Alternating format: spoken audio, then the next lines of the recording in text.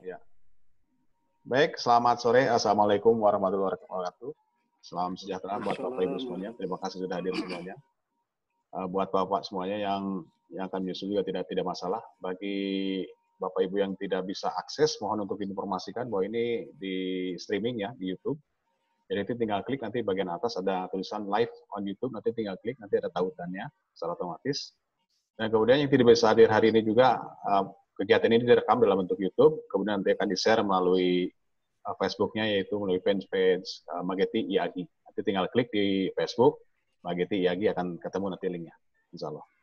Baik, Bapak Ibu semuanya, hari ini juga sudah hadir, tidak kalah menarik lagi dengan pembicaraan yang sebelumnya, bahwa kegiatan-kegiatan seperti ini adalah kegiatan yang diinisiasi oleh Mageti IAGI berkaitan tentang geologi lingkungan dan air tanah. Baik, Bapak Ibu semuanya, kita sudah ada di antara kita. Hari ini akan hadir ya di tengah-tengah kita, yaitu Pak Haryadi Tirto Miharjo. Ya.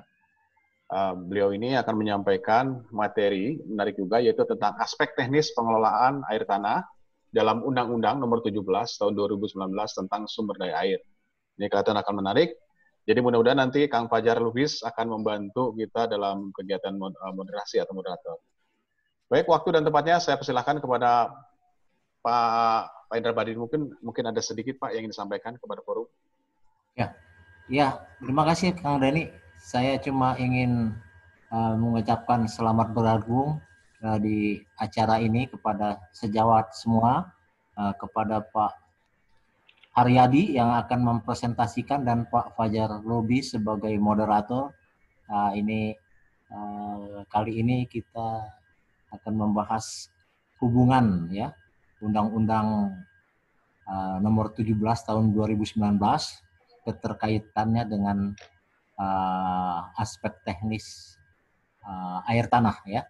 Jadi ini akan menyangkut hal-hal yang berhubungan dengan peraturan dan perundang-undangan, terutama dampaknya pada penggunaan air di daerah dan di perkotaan. Itu selamat bergabung. Terima kasih. Assalamualaikum warahmatullahi wabarakatuh. Waalaikumsalam. Silakan. Terima kasih. Baik Pak Fajar Lubis, ini ada biodata singkat mau dibacakan oleh Pak Fajar.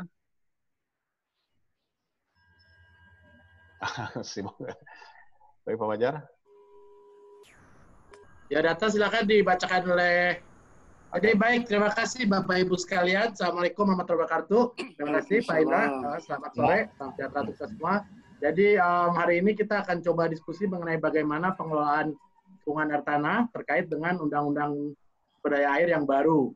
Jadi mungkin ini adalah judulnya ya Bapak Ibu sekalian. Jadi mungkin kita sama-sama tahu bahwa air tanah ini tidak bisa kita bilang tidak ada masalah. Ya, jadi memang dia ada masalah dalam pengelolaannya selama ini. Mungkin yang paling mudah kita lihat itu adalah turunnya muka air tanah secara kontinu ya di beberapa tempat ya, sehingga sampai masuk ke daerah yang kita sebut sebagai kritis. Nah, tentu saja kita diskusi santai hari ini, sore ini ngobrol adalah bagaimana dengan undang-undang yang baru ini.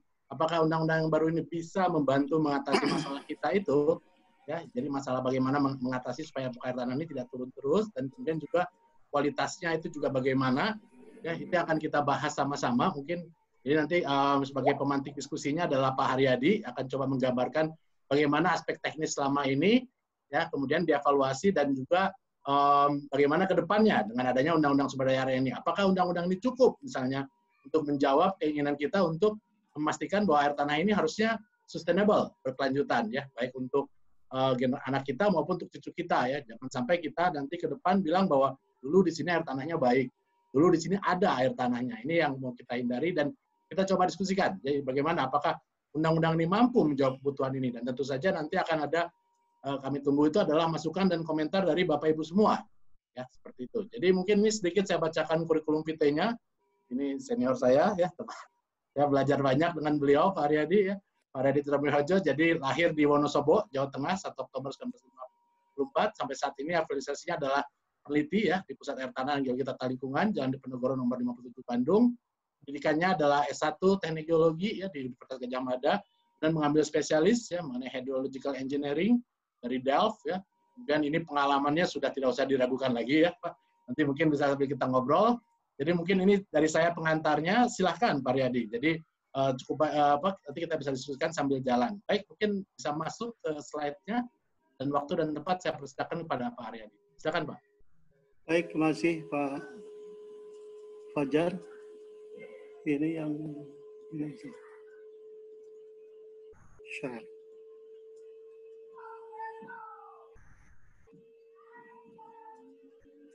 Sudah apa Pak ya? Ya, sudah kelihatan masuk, ya? Pak. Ya. Masuk Pak, silakan. Jadi langsung masuk ke model slide-nya. Ya, tinggal dimundurkan. Ini Pak ya. Baik Pak Fajar dan Bapak dan Ibu-Ibu yang saya hormati. Assalamualaikum warahmatullahi wabarakatuh. Selamat sore, salam sejahtera untuk kita semua. Jadi saya diminta oleh panitia untuk menyampaikan materi yang kurang lebih judulnya adalah aspek teknis pengelolaan air tanah dalam Undang-Undang Nomor 17 Tahun 2019 tentang sumber daya air. Jadi nanti materi yang akan saya sampaikan itu ada 4 hal. Ya. Yang pertama pendahuluan, kemudian yang kedua adalah aspek pengelolaan air tanah, yang ketiga adalah aspek teknis pengelolaan air tanah, dan yang terakhir adalah catatan penutup. Untuk yang pendahuluan, perlu saya sampaikan bahwa ini pengalaman saya ya, saya tuh mungkin hidup di 3 era ya, era sebelum otonomi ya, kemudian era setelah berlakunya Undang-Undang 7 tahun 2004 tentang sumber daya air, kemudian setelah dianulir kemudian muncul Undang-Undang 17 2019 tentang sumber daya air. Jadi kalau era yang pertama sebelum otonomi daerah itu kurang lebih tahun 2000 ya, sebelum tahun 2000 itu tentang pengelolaan air tanah itu ada permen itu ya, permen yang katanya dengan pengurusan administratif air bawah tanah. Waktu itu istilahnya itu air bawah tanah. Air bawah tanah ya sama dengan air tanah itu underground water ya, atau underground water ya, atau ground water. Kemudian pada saat itu ya aspek teknis yang digunakan sebagai bahan untuk pengelolaan itu adalah data dan informasi air tanah yang berbasis DAS, kemudian WS atau wilayah administratif. Saya ingat sekali ya waktu itu belum ada istilah cekungan air tanah. Jadi kalau kami survei ya itu kadang wilayah surveinya itu bisa DAS atau river basin atau wilayah sungai. Dan kadang-kadang juga itu daerah, misalnya daerah mana, Kupang, itu belum cekungan air tanah Kupang ya, tapi masih wilayah administratif. Itu yang sebelum otonomi ya. Kemudian setelah otonomi hingga tahun 2019 itu pengelolaan air tanah itu berbasis CAT, ya, cekungan air tanah. Kemudian aspek teknis yang digunakan ya, bahan-bahannya itu adalah data dan informasi air tanah yang berbasis CAT. Kemudian yang terakhir ini berubah ya dengan terbitnya Undang-Undang Nomor 17 Tahun 2019 tentang sumber daya air, maka pengelolaan air tanah itu berbasis CAT dalam BS. Tidak ada perubahan. Ini mirip-mirip dengan mungkin dulu ya, awal-awal itu ya. Mungkin kepotong ada, cuma waktu itu kan kita kan belum tahu ya CAT itu gimana. Kemudian aspek teknis yang digunakan ya semestinya data dan informasi air tanah berbasis apa ini? Ini masih berbasis bagian dari WS atau bagaimana? Itu nanti kita lihat bersama-sama dan kita diskusikan. Kemudian berikutnya, ini kalau kita bicara tentang pengelolaan air tanah itu ada 3 aspeknya. Yang pertama adalah aspek hukum. Hukum itu adalah peraturan perundang-undangan yang memayungi penyelenggaraan pengelolaan tanah. Itu bisa undang-undang PP, ya. PP itu juklaknya ya. Kemudian bisa perpres, kepres ya. Misalnya contohnya terkait dengan penetapan CAT itu dulu kepres ya. Kemudian permen juga bisa juga sebagai payung hukum untuk basis pengelolaan CAT, itu yang terakhir pakai permen. Kemudian aspek kelembagaan. Aspek kelembagaan itu adalah institusi yang diberi mandat untuk menyelenggarakan pengelolaan air tanah. Itu lazimnya itu dalam PP itu. Dalam PP itu biasanya disebutkan bahwa menteri adalah menteri yang mengurusi bidang ini. Muncul di situ. Kemudian Perpres itu turunan dari mengacu ke PP-nya, mungkin kelembagaannya ya. Kemudian undang-undang juga yang sekarang itu di undang-undang. Coba nanti dicek dalam Undang-Undang Nomor 17 tahun 2019 ya. Itu nanti udah muncul menteri. Itu aspek kelembagaan. Kemudian yang terakhir adalah aspek teknis, yaitu adalah groundwater knowledge-nya. Jadi pengetahuan tentang air tanah atau data dan informasi air tanah yang diperoleh dari kegiatan yang mengacu kepada NSPK. NSPK ini adalah norma, standar, pedoman, dan kriteria. Ini saja berisi hal-hal yang terkait dengan teknis. NSPK itu biasanya itu permen. Permen SDM dan sebagainya. Baik, kemudian yang aspek hukum ya. Aspek hukum itu yang sekarang ada itu baru Undang-Undang 17 tahun 2019 tentang sumber daya air. Di situ memang disebutkan bahwa semua peraturan pelaksanaan yang mengatur mengenai sumber daya air sepanjang tidak bertentangan ya dan belum diganti berdasarkan Undang-Undang 17 tersebut ya, itu masih berlaku. Sekarang mana yang berlaku? PP nomor 121 tahun 2015 tentang pengusahaan air tanah, pengusahaan sumber daya air ini sudah tidak berlaku karena ini mengacu kepada Undang-Undang 11 tahun 74 tentang pengairan yang sudah dicabut oleh Undang-Undang 17 tahun 2019 ya. Kemudian Permen SDM nomor 02 tahun 2017 tentang CAT di Indonesia ya. Ini sebagai batas pengelolaan air tanah ya, itu juga otomatis sudah nggak berlaku karena ini mengacu kepada lampiran C berapa itu, CC atau apa dalam Undang-Undang 23 tentang pemerintahan daerah. Jadi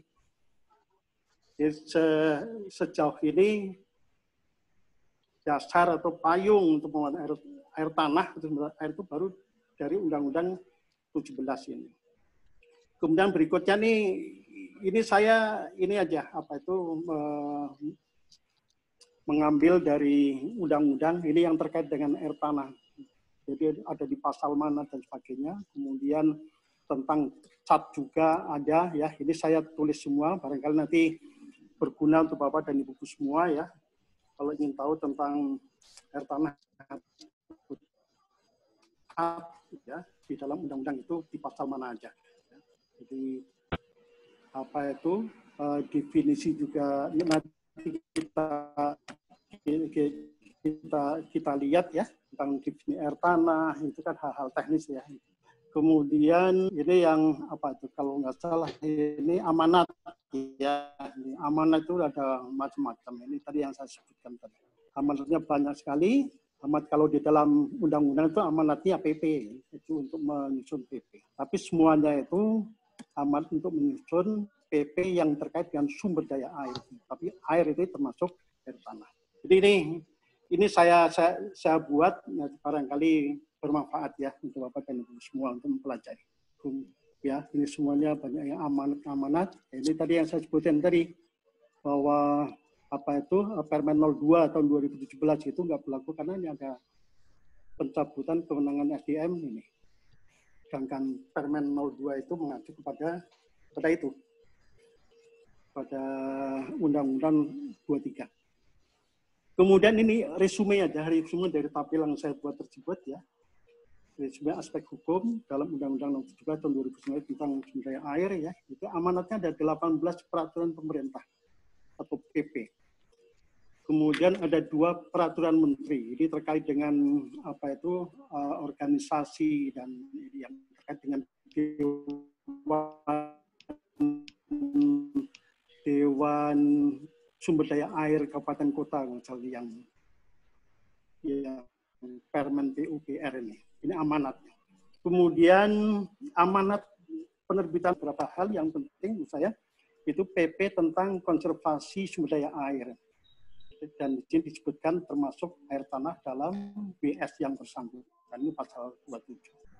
Kemudian juga PP tentang pendaya gunaan sumber daya air termasuk air tanah dalam BS di pasal 34. kemudian PP tentang perizinan sumber daya air termasuk air tanah dalam WS, dan juga yang kelima adalah PP tentang sistem informasi sumber daya air. Ini termasuk sistem informasi hidrogeologi atau sistem informasi air tanah. Ada dalam pasal 54 ayat 7. Kemudian ada hal penting ya, ini yang tidak ada amanatnya.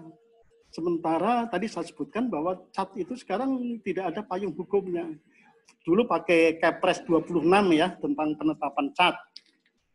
Itu mengacu kepada Undang-Undang Nomor 7 Tahun 2004 sumber daya air. Kemudian setelah itu dianulir oleh MK, kemudian muncul PP 02 itu.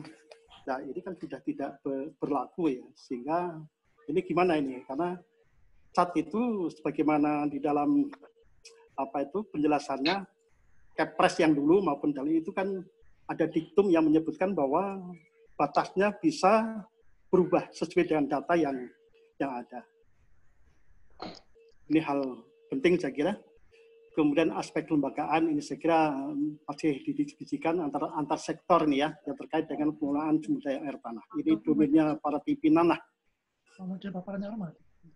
Oke, kemudian yang ketiga adalah aspek teknis ya. Teknis itu data dan informasi ya yang diperlukan untuk pengelolaan air tanah. Ini tersirat di dalam Undang-Undang Nomor 17 Tahun 2019 tentang sumber daya air. Ini sekurang-kurangnya tuh seperti cekungan air tanah di sini kan disebutkan ya.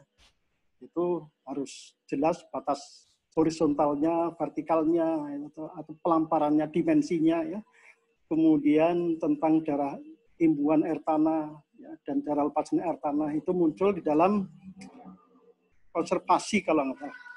Nanti bisa dicek di tabel ya, bahwa konservasi air tanah itu mencakup daerah imbuhan air tanah. Ada kalau nggak seperti itu.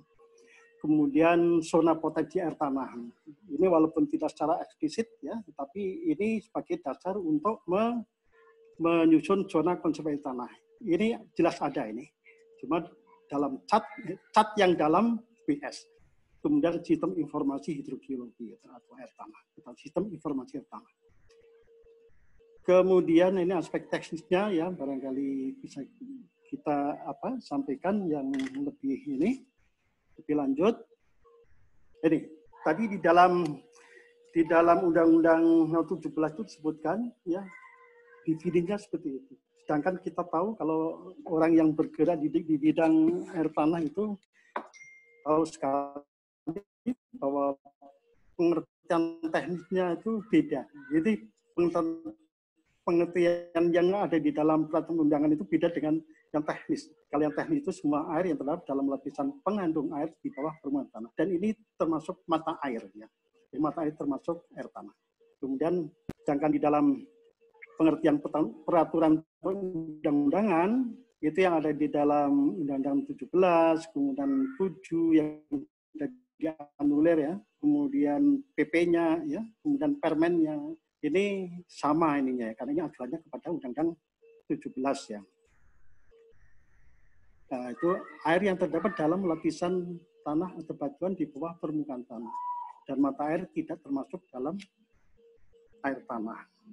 Ya. Kemudian kalau peraturan yang dulu, yang sebelum otonomi, ini justru yang sesuai dengan yang ini, yang pengertian teknis ini. Misalnya Permen PE ini tahun 94, yang ini yang mengacu pada Undang-Undang 11 ini, itu tentang penggunaan administrasi. Kemudian Kepmen SDM ya, ini malah yang sesuai dengan pengertian teknis ini, bahwa air tanah adalah semua air yang terdapat dalam lapisan pengandung air di bawah permukaan tanah, termasuk mata air yang muncul secara alamiah di atas permukaan tanah. Lapisan pengandung air ini sama dengan lapisan pembawa air, atau istilah lain ya, atau aquifer, ya, kurang air nih. Ya. Saya punya pengalaman waktu menyusun rancangan Undang-Undang Nomor 7 Tahun 2004 ya. Itu memang ada keinginan dari teman-teman yang PUPR waktu itu ya, itu bahwa air tanah itu seperti yang definisi sekarang ini, Ya. Jadi agar apa? Agar wilayah daratan itu terbagi habis ya menjadi cekungan air tanah. Coba kita tidak menuruti acuan itu. Nah itulah. Kalau kita melanggar undang-undang yang nggak begitu penting banget, mungkin nggak apa-apa gitu ya. Kalau definisi kita langgar nggak apa-apa. Karena kalau kita mengacu pada undang-undang ya nanti kontur muka tanah ya kontur topografi. Kemudian ini, jadi ini gambaran aja. Ini bahan tayangan waktu saya masih muda-mudanya dulu nih, tahun 2000-an. Jadi kalau teknis itu kan ada zone tak jenuh air ya, atau uncharted zone ya. Kemudian ada zone jenuh air. Yang di uncharted zone itu ada air padus, ada interflow segala macam, di capillary rise ya, itu ada juga ya. Ini masuk zone tidak jenuh, dan ini bukan air tanah. Yang air tanah itu yang ada pada zone jenuh air. Ini kalau menurut teknis, tapi ya nggak apa-apa. Toh kita walaupun ada pengertian yang seperti yang saya sampaikan itu ya, bahwa air tanah itu semua air yang di bawah permukaan tanah ya, tapi kita dalam penelitian dan sebagainya itu tetap mengacu pada teknis ini dan tidak masalah saya kira. Kemudian ini zona tidak jenuh air ya, ini tidak termasuk air tanah kalau menurut pengertian teknis, tapi kalau menurut undang-undang yang sekarang ini masuk air tanah. Ya. Kemudian berikutnya, ya ini untuk memberikan penjelasan aja bahwa yang masuk air tanah itu adalah sumber daya yang terbarukan, renewable resource. Dan air tanah ini merupakan bagian dari komponen siklus hidrologi atau hydrologic cycle ya. Kemudian yang satu lagi, kalau ada yang air tanah, ada yang bukan air tanah. Ya, ini tidak diatur dalam Undang-Undang SDA ini. Ya, atau ini diatur di mana ini? Karena selama ini memang belum diatur. Itu sumber daya air yang tidak terbarukan, unrenewable resource. Ya, ini bukan komponen siklus hidrologi. Kalau Bapak dan Ibu-Ibu membaca penjelasan di dalam Undang-Undang 17 ya, itu disebutkan bahwa yang disebut air, dan air itu termasuk air tanah, itu harus terlibat dalam siklus hidrologi. Dan yang bukan air tanah itu contohnya air fosil, ya, fossil water, air conit water, air juvenile, ya, juvenile water. Kemudian berikutnya, tadi definisi tentang air tanah ya. Kemudian sekarang di dalam undang-undang juga disebutkan tentang istilah cekungan air tanah, groundwater basin. Definisi ini sama dengan dulu, dengan Undang-Undang 7 tahun 2004, itu suatu wilayah yang dibatasi oleh batas hidrogeologis, tempat semua kejadian hidrologis seperti proses pengimbuan, atau recharging, pengaliran atau flowing dan pelepasan atau discharging. Tadi recharging ya, discharging air tanah berlangsung. Istilah ini sebetulnya saya ingat sekali muncul mungkin sebelum tahun 2000 ya. Itu ada di makalah Pak Sutrisno itu. Kemudian itu yang kami adopt ya untuk dimasukkan dalam peraturan. Cuma waktu itu bedanya ini saya yang mengganti ya. Waktu itu di mana? Ini suatu wilayah yang dibatasi oleh batas hidrogeologis, di mana semua. Ini saya bilang bahwa di mana itu bukan kata sambung, yaitu diterjemahkan dari bahasa Inggris ya, tapi Indonesianya adalah tempat. Hanya mengganti ini aja, kemudian ini dipakai untuk ketentuan di dalam peraturan perundang-undangan. Kemudian ini yang kami buat tahun 2019 simulasi ya, untuk menunjukkan bahwa air tanah itu terdiri atas daerah imbuhan air tanah. Itu ditunjukkan oleh downward flow ya. Ya, ada beberapa unit hidrogeologi, tapi kemudian kami simulasikan ini downward flow, kemudian ada lateral flow, ini zona transisi, kemudian yang upward flow ini adalah daerah lepasan air tanah atau groundwater discharge area. Jadi kami simulasikan untuk cat dan pasar waktu itu. Kemudian ini juga gambaran aja bahwa ada istilah daerah imbuhan air tanah itu ada dua. Yang pertama itu imbuhan air tanah untuk yang confined aquifer system atau sistem aquifer yang tertekan, ini imbuhannya di sini, di Grote Richard area of confined aquifer system. Kemudian satu lagi adalah Grote Richard untuk the whole aquifer system, untuk yang yang tidak tertekan. Tapi yang tidak tertekan ini juga recharging ke yang confined ini ya. Nah, ini pengertian ini juga mungkin beda dengan di peraturan perundangan. Kalau peraturan perundangan ya air tanah ya mulai dari ini di bawah gitu kan. Jadi di bawah permukaan tanah itu air tanah semua. Padahal ini soil water ya, capillary dan sebagainya.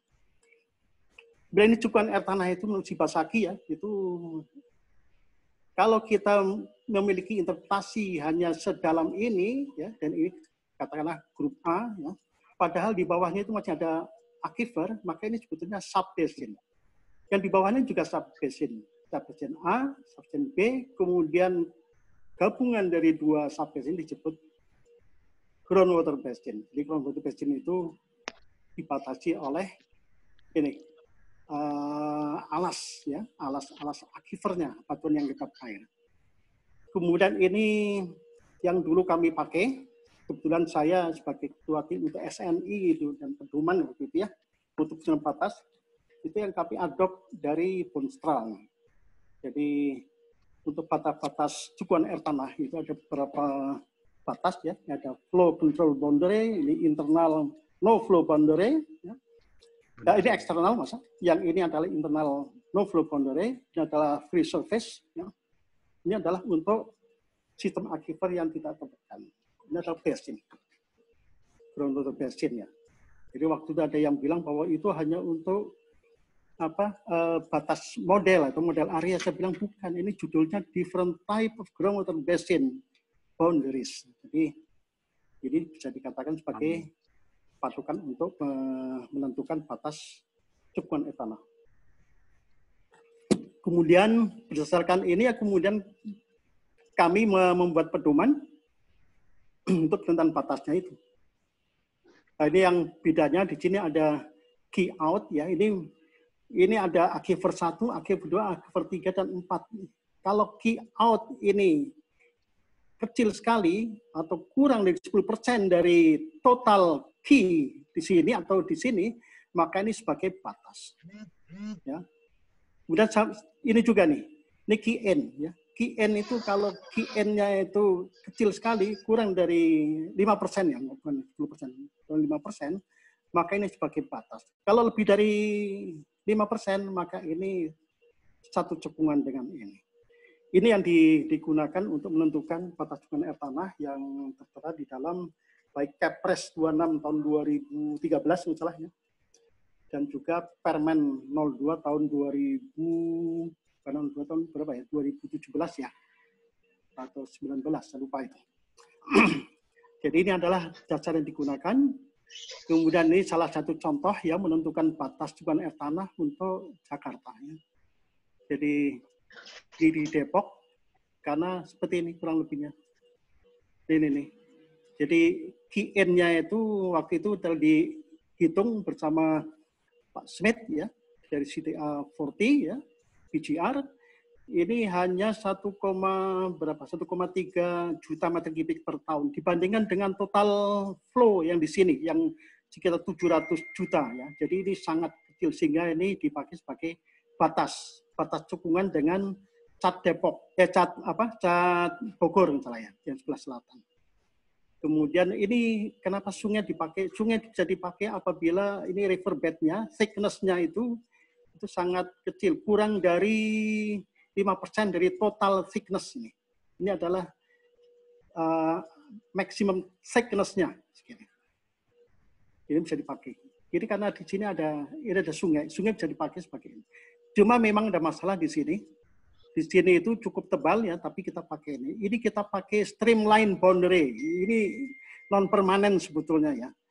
Banyak sebetulnya saya waktu itu mengusulkan ya selain cekungan air tanah itu dibatasi oleh tata hidrogeologis, juga kemudahan pengelolaan. Jadi Kalau misalnya dibuka ke sana sampai Serang Tangerang, itu pengolahannya mungkin relatif lebih sulit, apalagi ini termasuk urban groundwater basin untuk yang Jakarta ini ya. Jadi beda dengan yang sebelah kiri dan sebelah kanan. Tapi secara umum batas-batas yang digunakan adalah batas-batas hidrogeologis. Kemudian ini adalah kalau nggak salah ini sama ya di Kepres 26 maupun di Permen 02 ya. Ini untuk yang Jawa Tengah. Jadi di samping batas lateral, batas horizontal itu juga ada batas imbuhan lepasan. Imbuhan lepasan. Karena apa? Karena waktu itu di dalam undang-undang disebutkan bahwa imbuhan adalah satu kesatuan ya antara daerah imbuhan dan daerah lepasan. Sehingga Dewan Nasional Sumber Daya Air waktu itu minta agar di dalam peta cat ini selain batas lateral, imbuhan air tanah itu juga ditarik batas daerah imbuhan dan lepasan air tanah. Nah, ini bayangin, ada 420 cat se-Indonesia ya, waktu dikasih waktu yang sangat singkat, tapi kita kan karena ini skalanya memang skala yang lebih kecil dan kita tahu bahwa untuk pengelolaan itu perlu skala yang besar, nanti ada studi potensi, studi konservasi, maka nggak apa-apa. Kita tarik aja, ya. Kemudian kebanyakan itu di break and slope, di tekuk lereng ya istilahnya ya, di break and slope. Kalau di daerah vulkanik itu antara tubuh gunung api dengan daerah kaki ya, itu batas antara imbuhan dan lepasan. Jadi juga ada sectionnya itu. Bapak bayangkan bahwa waktu itu banyak sekali 421, makanya waktu itu kami kerahkan ya, dan saya ketua pasukannya ya untuk membuat peta cat ini. Kemudian ini ya, resume aja bahwa di Indonesia itu ada 205 cat dalam kabupaten kota. Nah, ini ada masalah, jadi saya sebutkan bahwa ini belum kalau Bapak dan Ibu lihat di dalam tabel ya, itu belum ada kemenangan. Siapa yang punya kemenangan untuk menyusun zona konservasi untuk cat yang dalam kabupaten kota utuh? Ini belum ada di sana. Kemudian cat lintas kabupaten kota itu ada 176, kemudian yang lintas provinsi 36, ini. Jadi totalnya itu ada 421. Jadi sekali lagi saya sebutkan bahwa setelah ini berlaku, maka Kepres tahun nomor 26 tahun 2017, Permen FDM 02 2017 ini sudah tidak berlaku. Dan kita belum punya payung hukum untuk cat itu.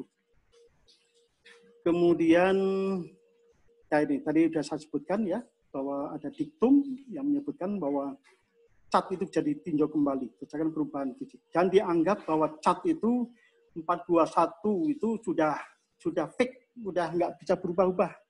Kalau Bapak dan Ibu-ibu lihat ya di dalam peta itu ada keterangan yang tidak berwarna itu bukan cekungan air tanah atau cekungan air tanah tidak potensial.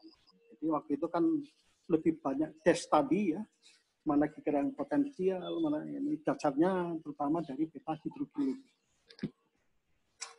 Jadi jangan dianggap udah fake gitu. Sehingga ini perlu dulu sebenarnya ada mekanisme kalau ternyata ada penambahan cat atau ada perubahan cat ya.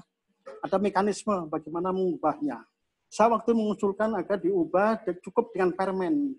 Karena kalau dengan Kepres bayangin kalau hanya berubah 1, 2 ya kemudian ajukan ke presiden itu kan nggak efektif. Tapi waktu itu belum ada keputusan ya. Gitu. Mungkin ke depan nanti perlu dipikirkan. Kemudian kita menginjak ke pengelolaan sumber daya air ya. Ini menurut Undang-Undang 17 ya. Air ini termasuk air tanah ya. Air ini termasuk air tanah ya. Dan basis pengelolaan adalah wilayah sungai, river basin. Di situ disebutkan bahwa pengelolaan sumber daya air adalah upaya merencanakan, melaksanakan, memantau dan mengevaluasi penyelenggaraan konservasi sumber daya air, pendayagunaan sumber daya air, dan pengendalian sumber daya air. Atau kalau kita, menurut saya bisa membaca pengelolaan sumber daya air adalah upaya merencanakan penyelenggaraan konservasi, upaya melaksanakan penyelenggaraan konservasi, dan sebagainya. Juga termasuk merencanakan penyelenggaraan pendayagunaan, ya, memantau, dan sebagainya. Ini definisi sumber daya air. Dan kalau dulu ada acuan yang disebut pengelolaan sumber daya air tanah atau pengelolaan air tanah. Itu PP 43 tahun 2008 tentang air tanah. Kalau sekarang belum ada. Yang ada baru definisi tentang pengelolaan sumber daya air. Itu mungkin nanti akan muncul di dalam PP yang akan dibuat. Kemudian ini gambaran aja bahwa ada kalau ini ada cat Jakarta, ya, batasnya di Depok. Kemudian ininya dilepas pantai karena ini ada sistem aquifer yang tertekan yang melampar sama itu. Untuk yang unconfined aquifer ya, unconfined ya, sekali lagi. Untuk aquifer yang tidak tertekan maka batasnya adalah di garis pantai ini. Tapi untuk yang confined itu kita belum tahu. No one knows nih. Mungkin di Pulau Seribu atau di mana. Kemudian kalau yang ini WS-nya dari puncak hanya sampai ke garis pantai. Jadi pengelolaan air tanah cat Jakarta ya itu basisnya adalah cat dalam WS Ciliwung Cisadane. Kemudian ini yang jadi masalah yang nanti diutarakan oleh teman-teman Ibu Kapus dan teman-teman bahwa kalau konsep pengelolaan air tanah yang sekarang, yang menurut Undang-Undang 17 ya, itu di cekungan air tanah, kemudian ini adalah WS, ini WS, maka cuan air tanah ini kewenangan ini. Misalnya ini WS untuk WS yang mana ini? WS pusat. Jadi yang sebagian ini adalah kewenangan pusat. Kemudian ini karena WS kabupaten kota, ya, maka yang sebagian cat ini merupakan kewenangan kabupaten atau kota. Yang ini provinsi ya. Ini provinsi, ini kan gini. Ini kewenangan provinsi. Jadi pembagiannya itu bukan one basin one management, tapi pembagiannya kewenangan berdasarkan BS, ada pusat, provinsi ini. Ini mungkin jadi masalah. Tapi sebetulnya semuanya bisa diselesaikan dengan pengaturan. Misalnya perlu diatur dalam PP, penyusunan pola pengelolaan sumber air, atau rencana pengelolaan sumber air, termasuk tanah ya.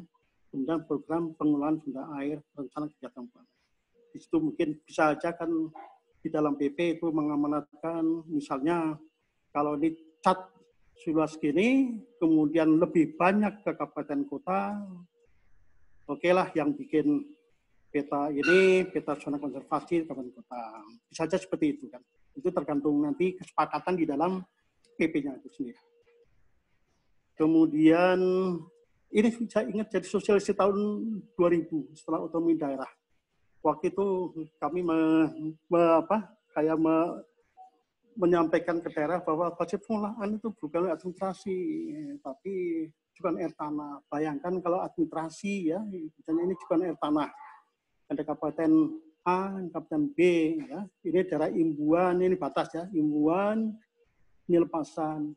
Kabupaten A dan kabupaten B itu hanya mengkonserv aja daerah imbuan, nggak boleh memanfaatkan. Tapi daerah C, kota C, ya, yaitu tanpa mengkonsep daerah imbuan, tapi hanya mengambil aja di sini. Itu makanya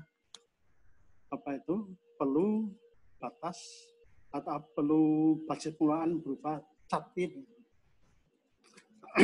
Jadi kemudian sekarang ini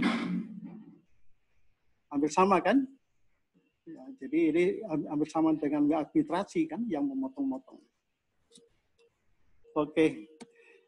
Selanjutnya ini juga masalah tentang konservasi. Misalnya ini juga air tanah, ya. Ini daerah imbuan, ini daerah lepasan, ya. Kemudian ada WS1, WS2, maka ini pun juga perlu diatur di dalam PP konservasi daya air, ya. termasuk yang mencakup konservasi air tanah. Jadi semuanya itu kalau diatur sepakati ya demi kebaikan atau demi air tanah yang sustainable ya, maka saya kira bisa diatasi.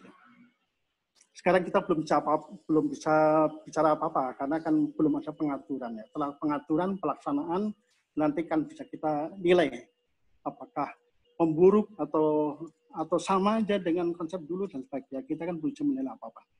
Artinya sekarang masih dibutuhkan payung hukum dulu saya kira. Kemudian ini barangkali topik yang bagian yang terakhir ya kaitannya dengan teknis ya kegiatan untuk memperoleh data informasi tanah.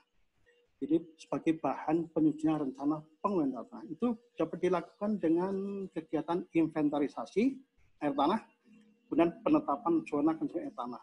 Cuma ini sudah nggak berlaku ya.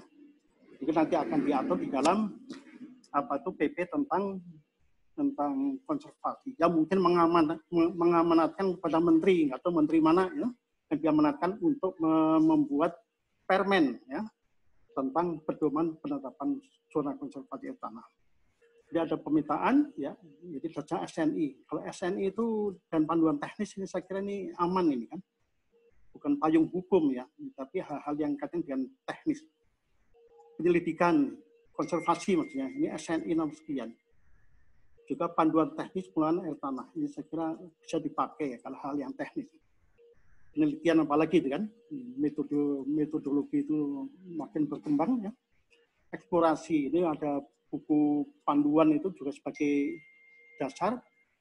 Kemudian evaluasi dan analisis data, ini juga ada di dalam panduan teknis pengelolaan air tanah. Tahun 2004, ini yang dikeluarkan oleh Departemen SDM, atau masih Departemen. Baik, selanjutnya saya ingat waktu awal masuk ke GTL, waktu itu ada kerjasama dengan BGR, ya, yaitu ada semacam in-house training, ya, yaitu Pak Sufner waktu itu sebagai tim leader dari BGR itu menyampaikan kalau kita survei atau studi air tanah, ya, itu ada semacam teleskopik. Teleskop itu kan dari melihat yang lebih luas, kemudian lebih teliti. Itu kurang lebih seperti itu. Jadi saya ingatkan ya, kemudian saya tulis kemudian ya bikin bagian ini. Jadi kalau inventarisasi itu ada pemetaan hidrogeologi, ini ada small scale, itu bisa lebih small scale ini lebih besar harusnya nih. Pak lebih kecil ya gitu. Lebih kecil sebenarnya 250.000 ya. Ini awal penelitian itu membuat peta hidrogeologi. Bapak dan Ibu saya kira bisa mengenali ya produk-produk GTL waktu itu ya tentang peta hidrogeologi hampir seluruh Indonesia, Pulau Jawa itu semuanya ya. Sebagian besar ya, mungkin lebih dari 90% udah tercover. Sisanya itu tinggal yang daerah remote-nya. Dan di dalamnya itu memuat informasi tentang satu unit hidrogeologi, karena ini sifatnya masih regional ya, skalanya skala kecil. Kemudian sudah ada informasi produktivitas aquifer, produktiviti ya.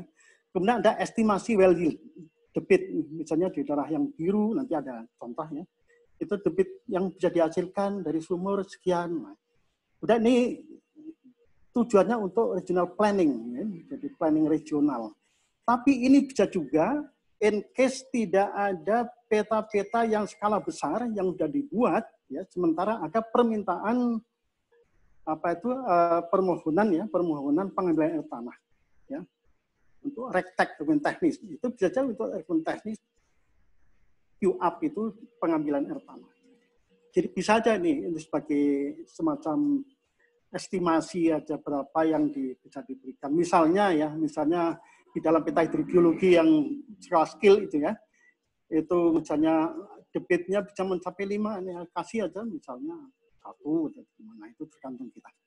Kemudian setelah yang ini skala yang lebih besar ya, 1:100.000, itu juga namanya peta hidrogeologi. Tapi di sini dia dibagi dua lebih ini ya, ada superficial aquifer dan bedrock aquifer. ini batasnya hanya 20 meter ya. Jadi dipotong 20 meter, rata 20 meter. Yang kurang di 20 meter itu namanya suci aquifer, dan masing-masing itu ada estimasi well yield-nya ya, baik untuk superficial maupun yang untuk bedrock ya. Nah, ini gunanya untuk development ya, sudah mulai untuk pengembangan air tanah ya. Tapi juga bisa sama halnya seperti ini ya, itu bisa juga sebagai dasar untuk memberikan rekomendasi teknis jumlah debit yang bisa diberikan pada pemohon. Kemudian berdasarkan peta hidrogeologi dan peta hidrogeologi yang skala lebih besar, maka ini bisa melakukan delineasi. Itu yang kami lakukan ya, mendelineasi batas air tanah. Itu bisa small sampai medium scale ya. Itu tergantung dari kalau ini kan small ya, ini yang medium ketengahnya. Ini bisa dipakai dasar untuk mendelineasi batas cat ini. Dan itu meliputi lateral boundaries ya. Tadi seperti yang saya sebutkan ada inflow, boundary, no flow ya, kemudian dan sebagainya. Kemudian ada vertikalnya itu basementnya ya, dan juga yang bagian atasnya adalah surface water, free ground water di batas atas. Kemudian di situ ada estimated boundary. Itu yang saya sebutkan tadi, saya tayangkan di dalam peta cat itu ada estimasi batas antara daerah imbuhan dan daerah lepasan.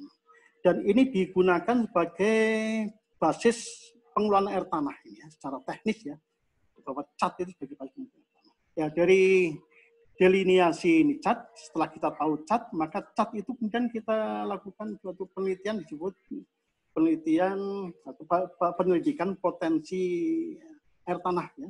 Ini skalanya itu lebih besar sama dengan 100.000. Ini ada SNI-nya ini. Dan ini dasarnya ada geophysical sounding ya, untuk mengetahui distribusi aquifer non aquifer. Kemudian pengembangan eksplorasi, pumping test untuk yang well testnya maupun aquifer test ya. Kemudian juga untuk dan juga ini riset tentang air tanah itu bisa risetnya seawater intrusi ya, amblesan ya. Nah ini bisa untuk mendukung atau menopang pembuatan peta ini. Juga untuk peta yang terakhir yang kaitannya dengan pendayagunaan air tanah, itu perizinan air tanah itu adalah dari survei konservasi air tanah. Ya. Dan ini ada zone proteksi, ada zone utilisasi itu pemanfaatan atau pendayagunaan, dan ini digunakan untuk menerbitkan tag-tag.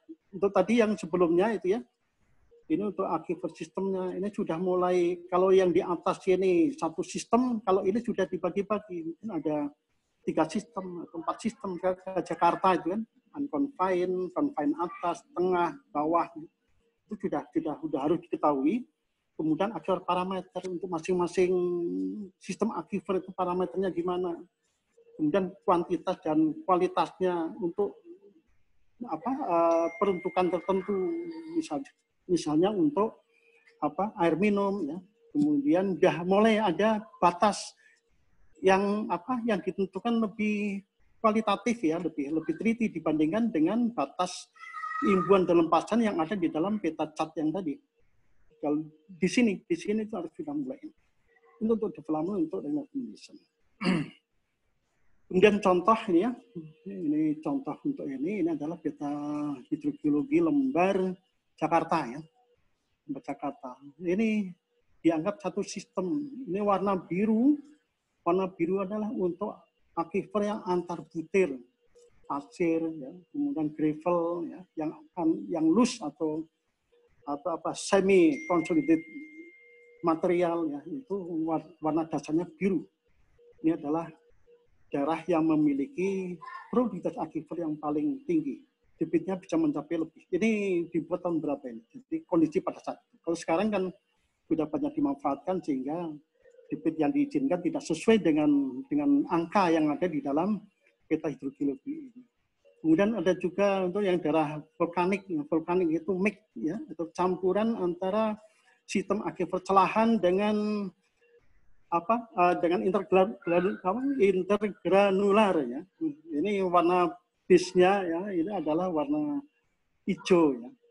Agak mirip dengan yang di Batu Gamping. Di Batu Gamping itu hijau tapi hijau agak ke kuning-kuningan ya. Itu untuk sistem aquifer yang celahan channel solution ya. Nah, ini kemudian untuk yang coklat ini untuk tidak melihat apakah sistem aquifer antar butir atau ini, tapi di sini memang sudah kurang banyak mengandung air.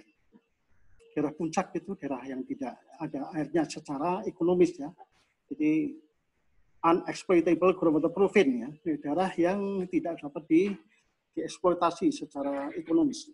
Ini ada keterangan-keterangan nanti Bapak dan Ibu-ibu kan kalau misalnya belum pernah melihat ini bisa dilihat apa yang terkandung informasi yang ada di dalamnya.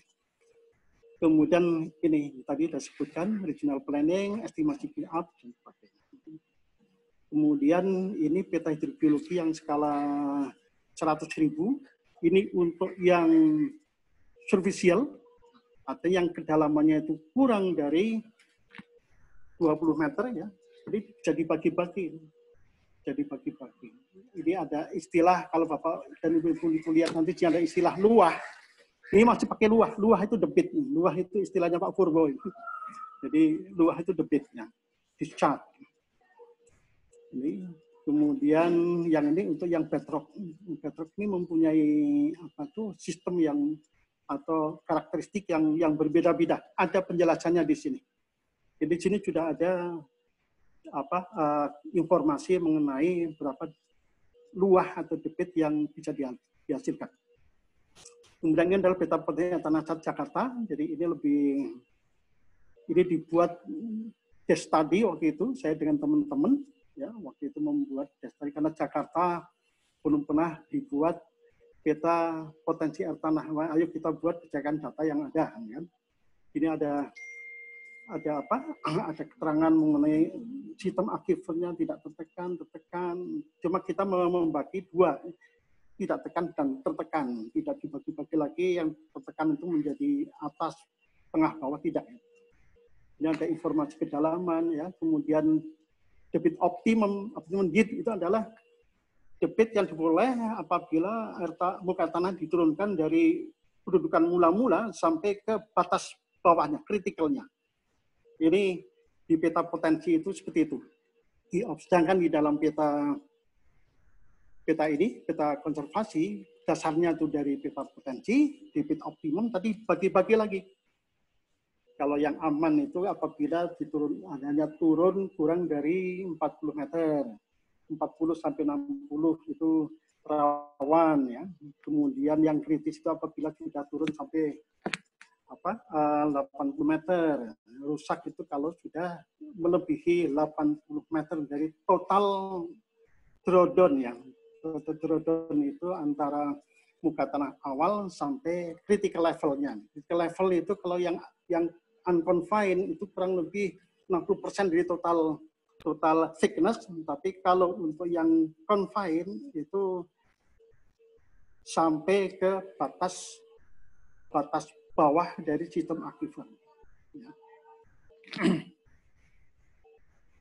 Di dasar penelitian rektek. Ini yang paling penting sekali ini. Kalau kita sudah punya peta potensi konservasi, ya, ini yang paling pas untuk digunakan sebagai dasar penelitian rekomendasi teknis untuk izin penggunaan tanah. Tapi kalau belum punya, mau apa lagi? Apakah ada permohonan yang tidak kita layani kan? Ya dasarnya bisa peta potensi, bahkan peta hidrogeologi yang skalanya skala kecil gitu, 50.000. Kemudian ini ada dulu mungkin teman Jawa Timur malah nggak punya ini ya. Jadi Jawa Timur waktu itu saya dengan teman ya, kemudian ya ada kerjasama lah ya dengan Jawa Timur ya, itu membuat peta sonasi,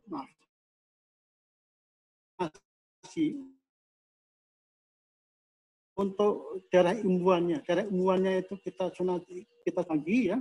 Dasarnya dari drastik, ada depth to water table, ada kelulusannya, ya, permeability, productivity, ya. Kemudian coverage-nya, ya, rainfall-nya, dan apalagi. Ini ada laporan saya masih punya. untuk dibagi-bagi. Ya. Jadi selama ini kan ada dua pendapat bahwa daerah imbuhan air tanah itu tidak boleh diambil, tapi ada pendapat misalnya ke Pak Lambok waktu itu menyebutkan bahwa oh ini kalau diambil malah bagus ya kan, buka tanahnya di daerah imbuhan itu akan turun. Kalau turun maka nanti akan banyak air yang betul gitu. Itu betul sekali. Jadi untuk daerah-daerah yang imbuhannya itu tinggi ya, nah, itu yang perlu diprotek. Kalau yang rendah atau sedang, oke lah masih bisa diirikan, mungkin ada teknologi, ada persyaratan lain, misalnya mereka harus membuat sumur imbuhan dan sebagainya. Ya, jadi peta imbuhan ini sebagai informasi air tanah untuk mendukung kebijakan pelindungan dan pemanfaatan air tanah di daerah imbuhan air tanah. Mana yang perlu dilindungi dan mana yang masih boleh dimanfaatkan. Ini bisa dari peta zonasi ini. Kemudian ini yang terakhir barangkali ya, belum, dua terakhir. Ada simulasi tadi ya, itu untuk membuat skenario sebenarnya. Skenario ini pernah skenario yang dibuat oleh saya dengan Pak Smith, bukan saya, Pak Smith dan saya sebagai kulinya waktu itu ya. Tapi dalam reportnya itu disebutkan bahwa saya penulis pertama ya, padahal saya hanya kulinya. Ini salah satu skenario ya. Misalnya ini tahun 1900, ini hanya di sini aja. Tahun 1900 ya, di daerah selatan itu masih flat karena pengambilannya kecil. Ya, daerah utara itu juga relatif nggak ini ya, mungkin di daerah A. Kalau A ya jelas di sini ya. Kemudian ya model B-nya ini ya itu tahun 60 ya sampai 80. Mulai ada 50 sampai 80. Nah, ini sudah mulai semuanya hampir turun semua. Ya. Sampai 80. Jadi kemudian kita bikin suatu skenario ya. Ada zone 1 2 3 ini yang ke sana nih. Ada zone 1, zone 2, zone 3, zone 4. Ini apabila misalnya tahun 85. Kenapa? Ini prognosis mulai tahun 85 ya. Kali hanya 25% dari total pengambilan tahun 85, kemudian yang di zone 2 ini 34 ini ya, maka yang C1 ya, yang C1 nanti ada C1 ini. Nah, yang selatan itu dia turun kecil, tapi ini mulai turun besar, tapi yang di utara ya, utara itu udah mulai naik. Kemudian juga untuk yang C2 dan C3. Ini bisa sampai recovery sampai kurang lebih 30 meter. Cuma memang di selatan itu memang turun. Cuma ini kan waktu itu kaitannya dengan untuk menghindari adanya intrusi ya, atau subsidence. Kalau di utara itu kan rawan terhadap intrusi. Sedangkan yang di selatan itu enggak. Jadi walaupun turun ya nggak apa-apa gitu. Ini hanya contoh aja skenario ya, bahwa simulasi itu bisa digunakan sebagai dasar untuk untuk menentukan berapa jumlah debit yang bisa diberikan. Kemudian yang terakhir barangkali ya, sebelum penutup ya, jadi ada sistem informasi hidrogeologi air tanah. Ini ada di dalam undang-undang ya. Ini untuk yang sistem informasi hidrogeologi air tanah itu yang paling penting itu kita harus punya ini database ya, data titik atau point data. Ya, point data itu ada sumber eksplorasi, sumur bor, produksi, pasak, gali dan sebagainya ya. Dan ini nanti ini sudah ada struktur dan atributnya ada di dalam panduan teknisnya.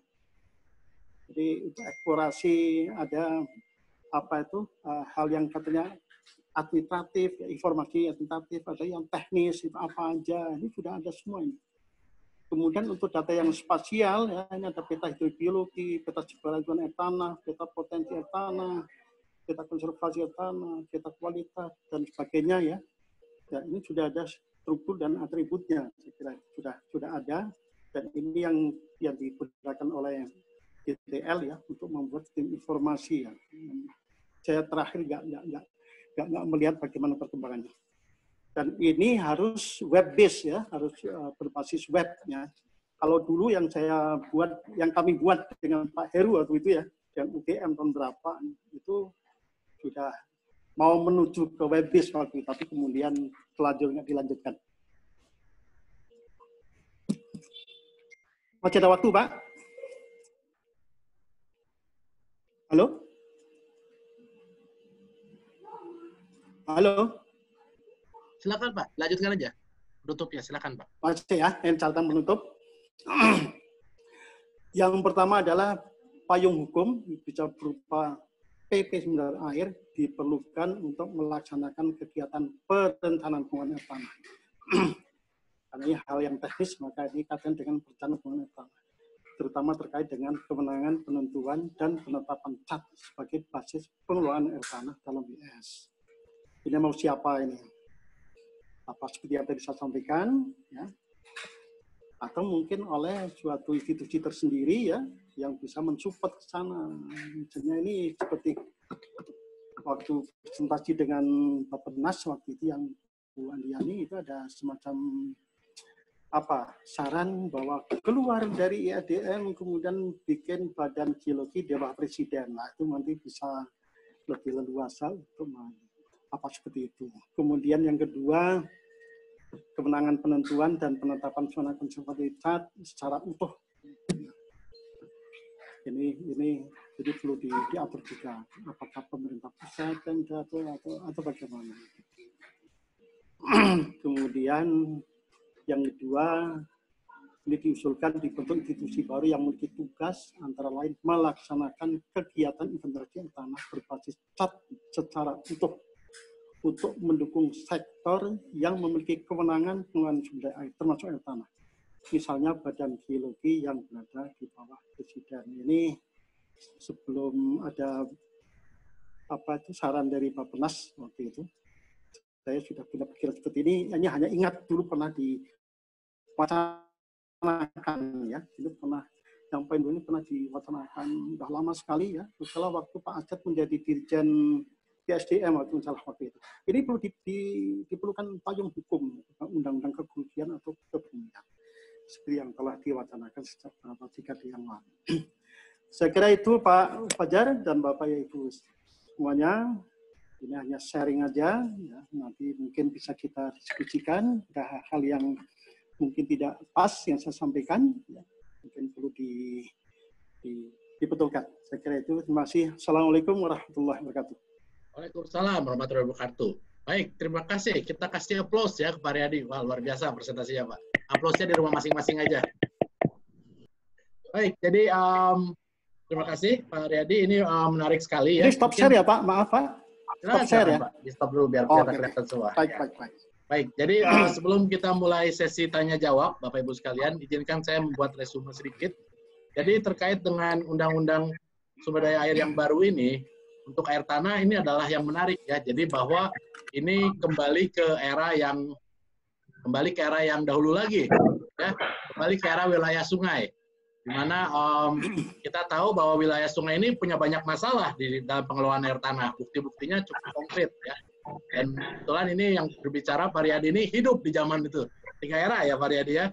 Ya mungkin dalam diskusi bisa langsung hidup.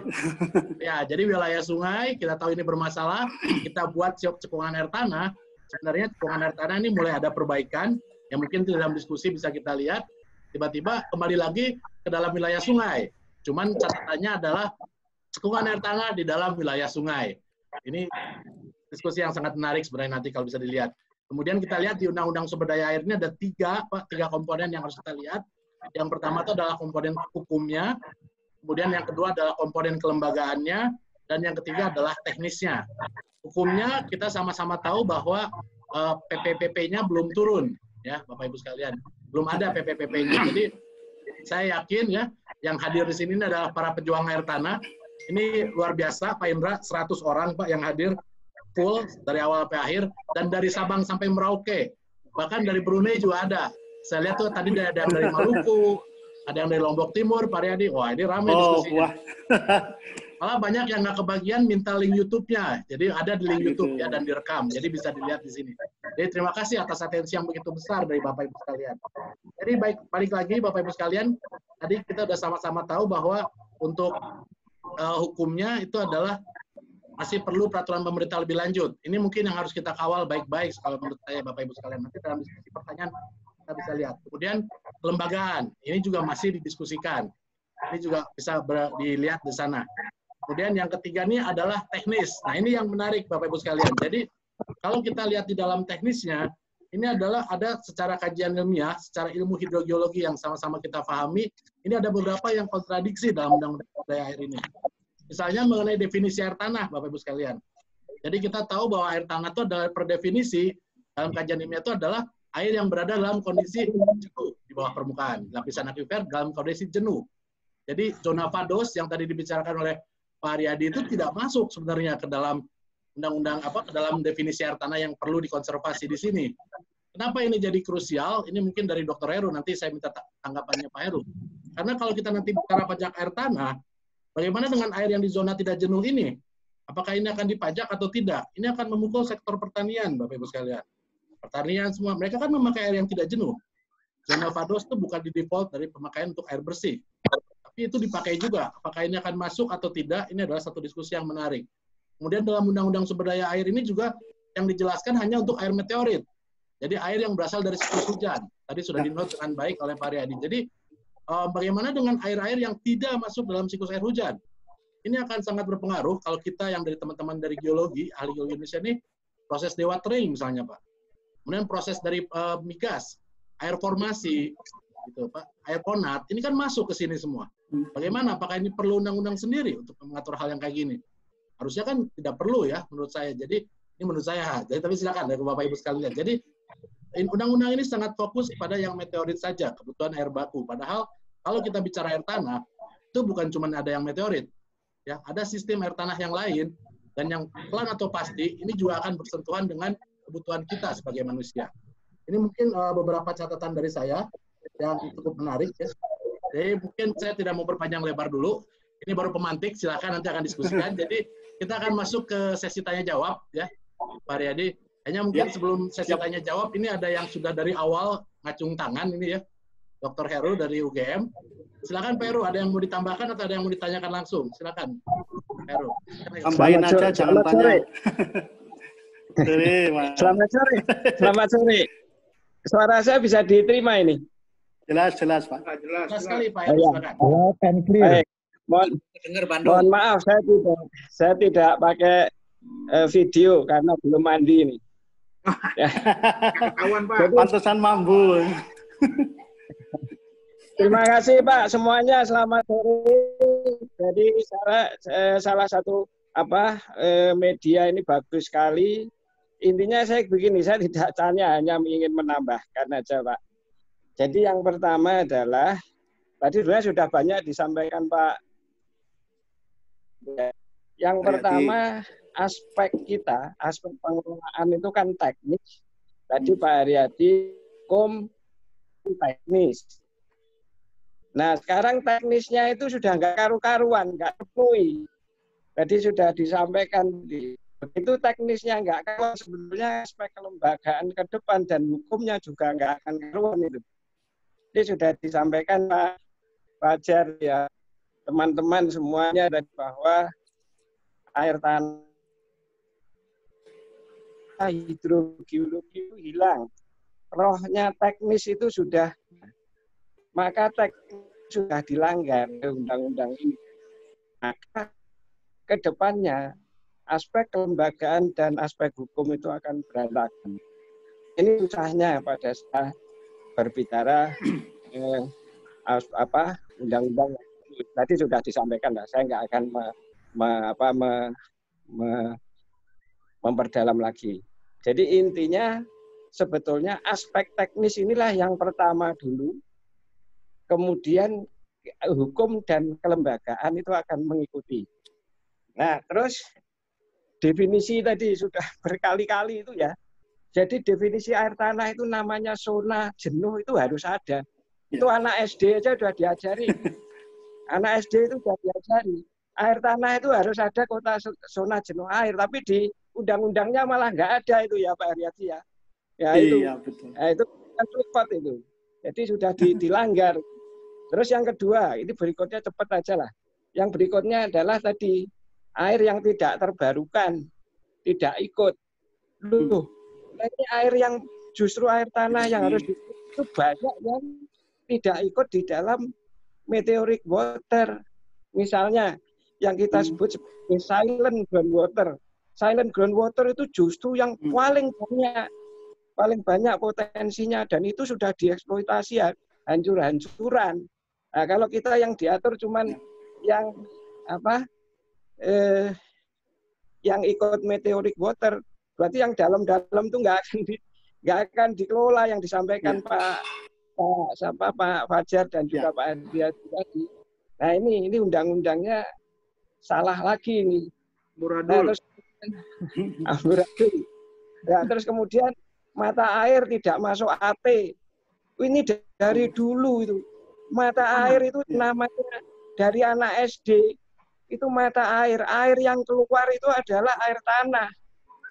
Nah, kalau sudah mengalir baru air permukaan. Itu definisinya. Definisi air mata air itu adalah mata air loh ya. Mata air itu adalah lubang tempat keluarnya mata air yang keluar ke permukaan secara alamiah. Jadi definisinya itu seperti itu di dunia internasional. Ya. Air dari mata air itu adalah air tanah, bukan air permukaan.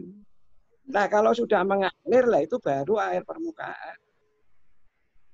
Jadi air sudah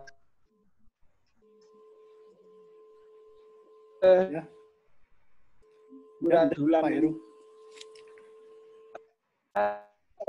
dalam hidrogeologi di dalam itu. Jadi saya kira itu ya. Masih ada lagi Pak Fajar? Ya, baik. Terima kasih Pak Heru. Jadi terima kasih untuk diingatkan untuk mata air. Betul, Pak. Gini Pak. Silakan. Satu lagi Pak. Halo. Ya, halo. Halo Pak. Ngomong Pak. Ya, silakan Pak. Saya kalau diam berarti silakan Pak. Satu lagi ini yang terakhir. CAT ini masukkan aja Pak. CAT itu kan ada zona imbuhan sama transisi sama lepasan. Nah, transisi itu sebetulnya hanya banyak dijumpai pada CAT yang terletak pada lereng gunung api. Nah, kalau yang CAT tidak di lereng itu biasanya transisi itu jarang. Dan transisi yang didirikan itu sebetulnya tidak hanya horizontal, tapi sudah ada percampuran antara vertikal, horizontal, dan downward. Jadi ada downward, ada horizontal, ada upward itu. Jadi itu memasukkan aja. Sebenarnya pengalaman kami justru yang transisi itu campuran. Dan itu tidak banyak dijumpai pada CAT yang tidak di lereng. Ya. Saya kira itu masukan saya aja. Cuma unek-unek aja. Terima kasih semuanya. Supaya clear. Terima kasih Pak. Jadi salam untuk semuanya. Iya, terima kasih Pak Heru. Sampaikan Pak Ari semuanya. Ditanggapi mungkin Pak? Jadi saya nambahkan lagi sedikit, betul tadi sudah diingatkan mengenai mata air. Jadi mata air itu adalah air tanah yang keluar di permukaan, Pak. Ini kan sama seperti konsep magma dan lava sebenarnya. Bisa diterima dalam geologi, kenapa yang masalah mata air ini masih selalu ramai? Sudah clear saya kira pembahasannya. Jadi ini memang ini. Kemudian tadi yang CAT juga ini menarik sekali nih Pak. Jadi mengenai konsep transisi, saya kira ini sesi sendiri lah. Apakah transition zone hanya terjadi di daerah gunung api atau vulkanik, saya kira itu bisa jadi satu diskusi yang menarik. Silakan Pak Riyadi kalau ada yang mau ditanggapi sebelum kita masuk. Iya, baik. Itu yang mata air tadi ya. Dulu saya sudah cerita bahwa waktu rancangan Undang-Undang 7 itu ya, saya kan ada di kelompok 2. Ada kelompok 1 itu almarhum Pak Puryanto, ya, di kelompok 1. Kemudian itu yang RUU-nya, saya di RPP-nya waktu itu. Kemudian setiap masalah teknis saya selalu diundang untuk menjelaskan air tanah itu apa ya. Kemudian mata air itu saya jelaskan. Mata air begitu keluar itu namanya air tanah. Tapi begitu masuk ke channel yaitu udah air permukaan. Sehingga apa? Sehingga waktu itu tidak masuk di dalam batang tubuh dari Undang-Undang Nomor 7. Tapi kemudian dimunculkan di dalam penjelasan Undang-Undang Nomor 7. Di situ disebutkan bahwa yang dimaksud air permukaan itu termasuk air waduk, sungai, kemudian ada bendungan, termasuk spring water, mata air. Jadi ada di dalam penjelasan. Ya, karena penjelasan undang-undang itu merupakan satu kesatuan dan undang-undang, maka kami SDM waktu itu ya menganggap bahwa ini kewenangan yang mengurusi air permukaan. Ya. Jadi kami sejak itu tidak mengurusi mata air, padahal sebelumnya itu ada rektek tentang penerapan mata air. Tapi begitu ada penjelasan seperti itu, maka tidak mengurusi. Tapi kemudian mata air yang kecil itu rupanya tidak diurus oleh teman-teman dari PU. Ini mohon maaf ini. ini penjelasan. Kemudian yang air tanah itu sebenarnya gini. Kalau di dalam peraturan perundangan itu kan disebutkan dalam undang-undang ini yang disebut dengan air atau air tanah adalah air ini. Makanya sebetulnya secara undang-undang itu benar. Jadi kita tidak bisa menyalahkan ya. Secara teknik memang salah. Tapi secara undang-undang nggak salah. Contohnya mobil di undang-undang tentang apa? Tentang mesin mungkin apa ya? Otomotif. Mobil adalah mobil yang memiliki mesin gini, ada ininya ada 4 misalnya. Tapi kemudian bisa juga di undang-undang transportasi mobil adalah sarana transportasi. Jadi sebetulnya tergantung di undang-undang ini. Makanya dalam undang-undang ini, dalam permen ini yang disebutkan ini adalah ini. Nah, ini undang-undang kan sudah berlaku ya. Jadi saya kira kita tidak harus terlalu mempermasalahkan mengenai aspek teknis. Banyak aspek teknis yang kalau saya punya pengalaman waktu itu, kadang dalam pembahasan rancangan perundang-undangan ya, itu orang-orang teknis ya, itu kadang marah-marah. Seperti saya itu marah-marah.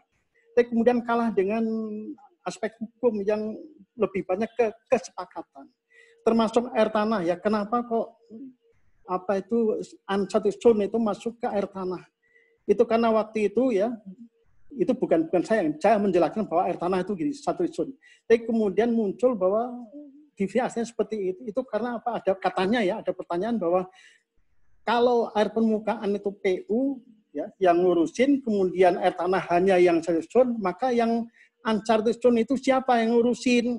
Nggak ada yang jawab waktu itu, katanya seperti itu ya, alam ya. Jadi akhirnya kesepakatan bahwa air tanah adalah seperti yang didefinisi itu. Makanya air tanah dalam undang-undang itu beda dengan yang teknis itu, Pak. Saya kira itu tambahan dari saya. Makasih, Pak. Baik, terima kasih Pak Riyadi. Jadi kalau dalam sains Pak Riyadi bahwa mata air itu indikator dari satu kesehatan atau tidaknya cekungan air tanah.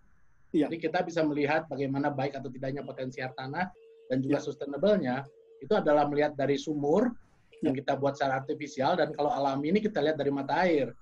Jadi kalau saya hanya khawatir kalau dalam pengelolaan selanjutnya, kalau mata air tidak digabung, ini miss, Pak. Ini miss. Jadi kita tidak menghitung bahwa air tanahnya, mata airnya misalnya besar sekali, discharge-nya gitu, Pak, pada saat-saat tertentu. Dan ini berpengaruh ke potensi sebelumnya. Oke, mungkin nanti biar lebih ini, Pak, kita baca dulu pertanyaan-pertanyaan. Jadi saya izin bacakan untuk yang lain karena kecuali memang ingin bicara. Jadi yang pertama dari Profesor Otto Angkosono, Pak Riyadi. Jadi saya bisa bacakan. Jadi senior saya nih. Prof. Otto, mau langsung ngomong, Prof? Silakan. Jangan terlalu panjang, Prof. Mohon waktunya. Silakan.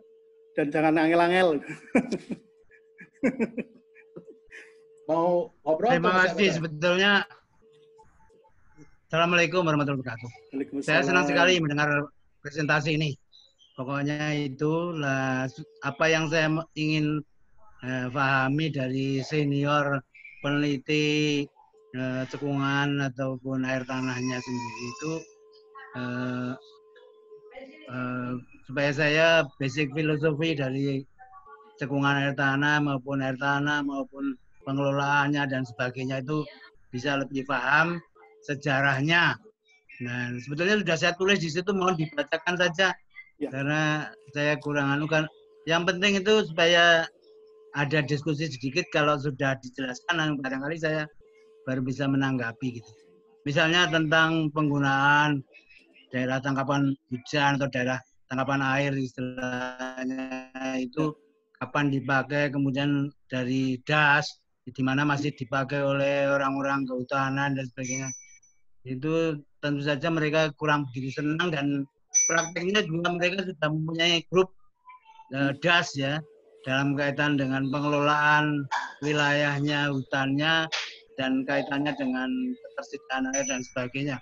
Kemudian yang pertanyaan pertama itu saya rasa dibacakan saja Pak Moderator. Terima kasih, gitu aja. Terima kasih Prof. Jadi, ya, baik saya coba bacakan ya Pak ya. Ya, jadi pertanyaannya adalah senang sekali pokoknya. Iya.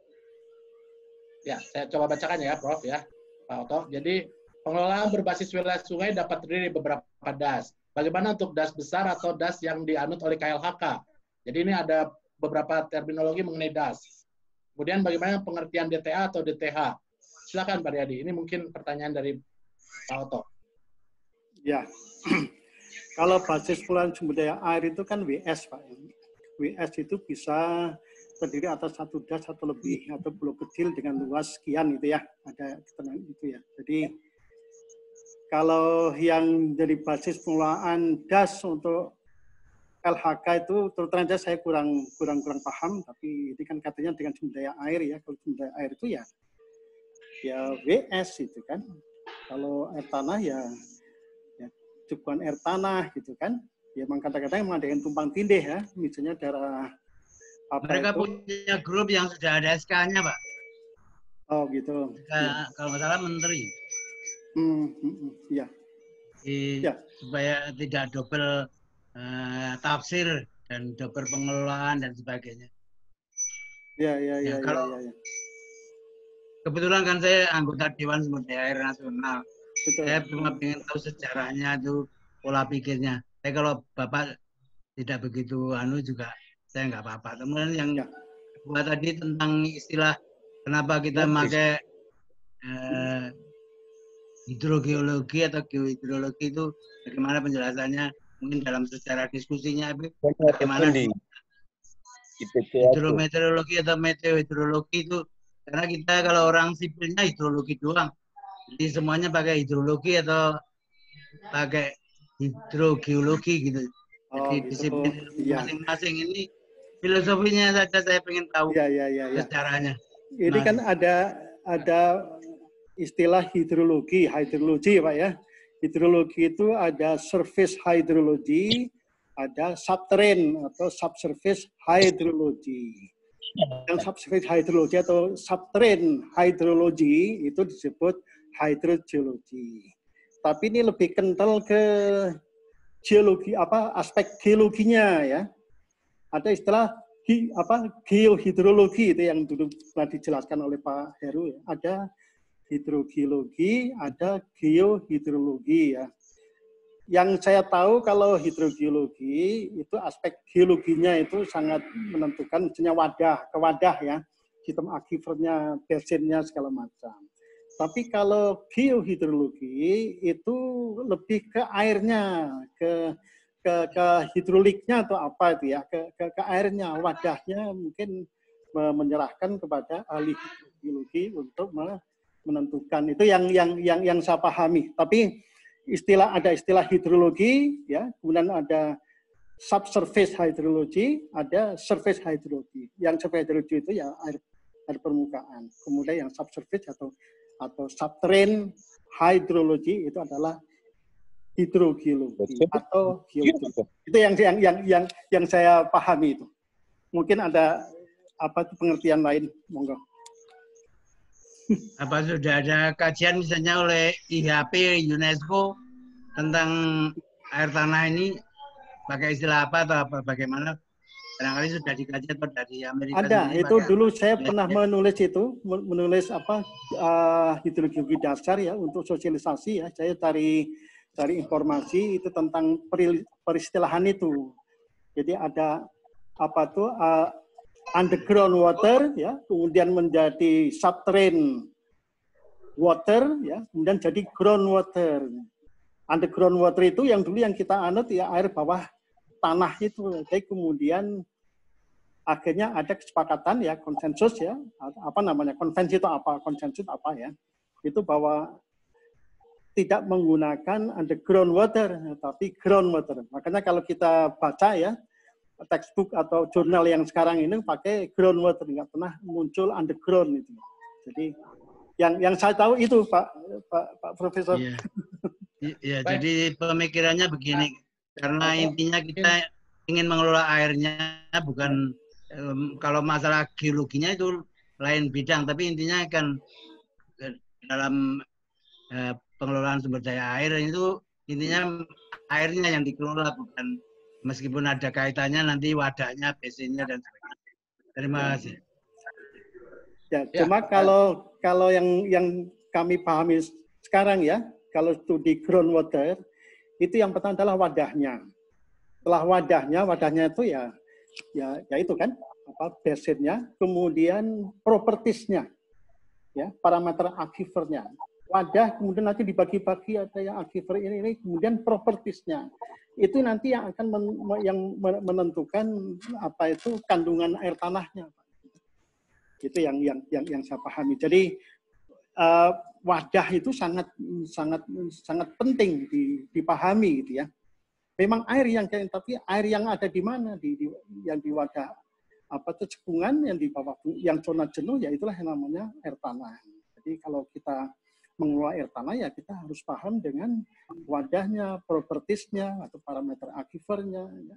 Kemudian recharge-nya dari mana dan sebagainya. Itu nanti akan menentukan berapa besarannya, hidrolikanya, ya, flow-nya dan sebagainya. Berapa yang boleh diambil. Saya kira seperti itu.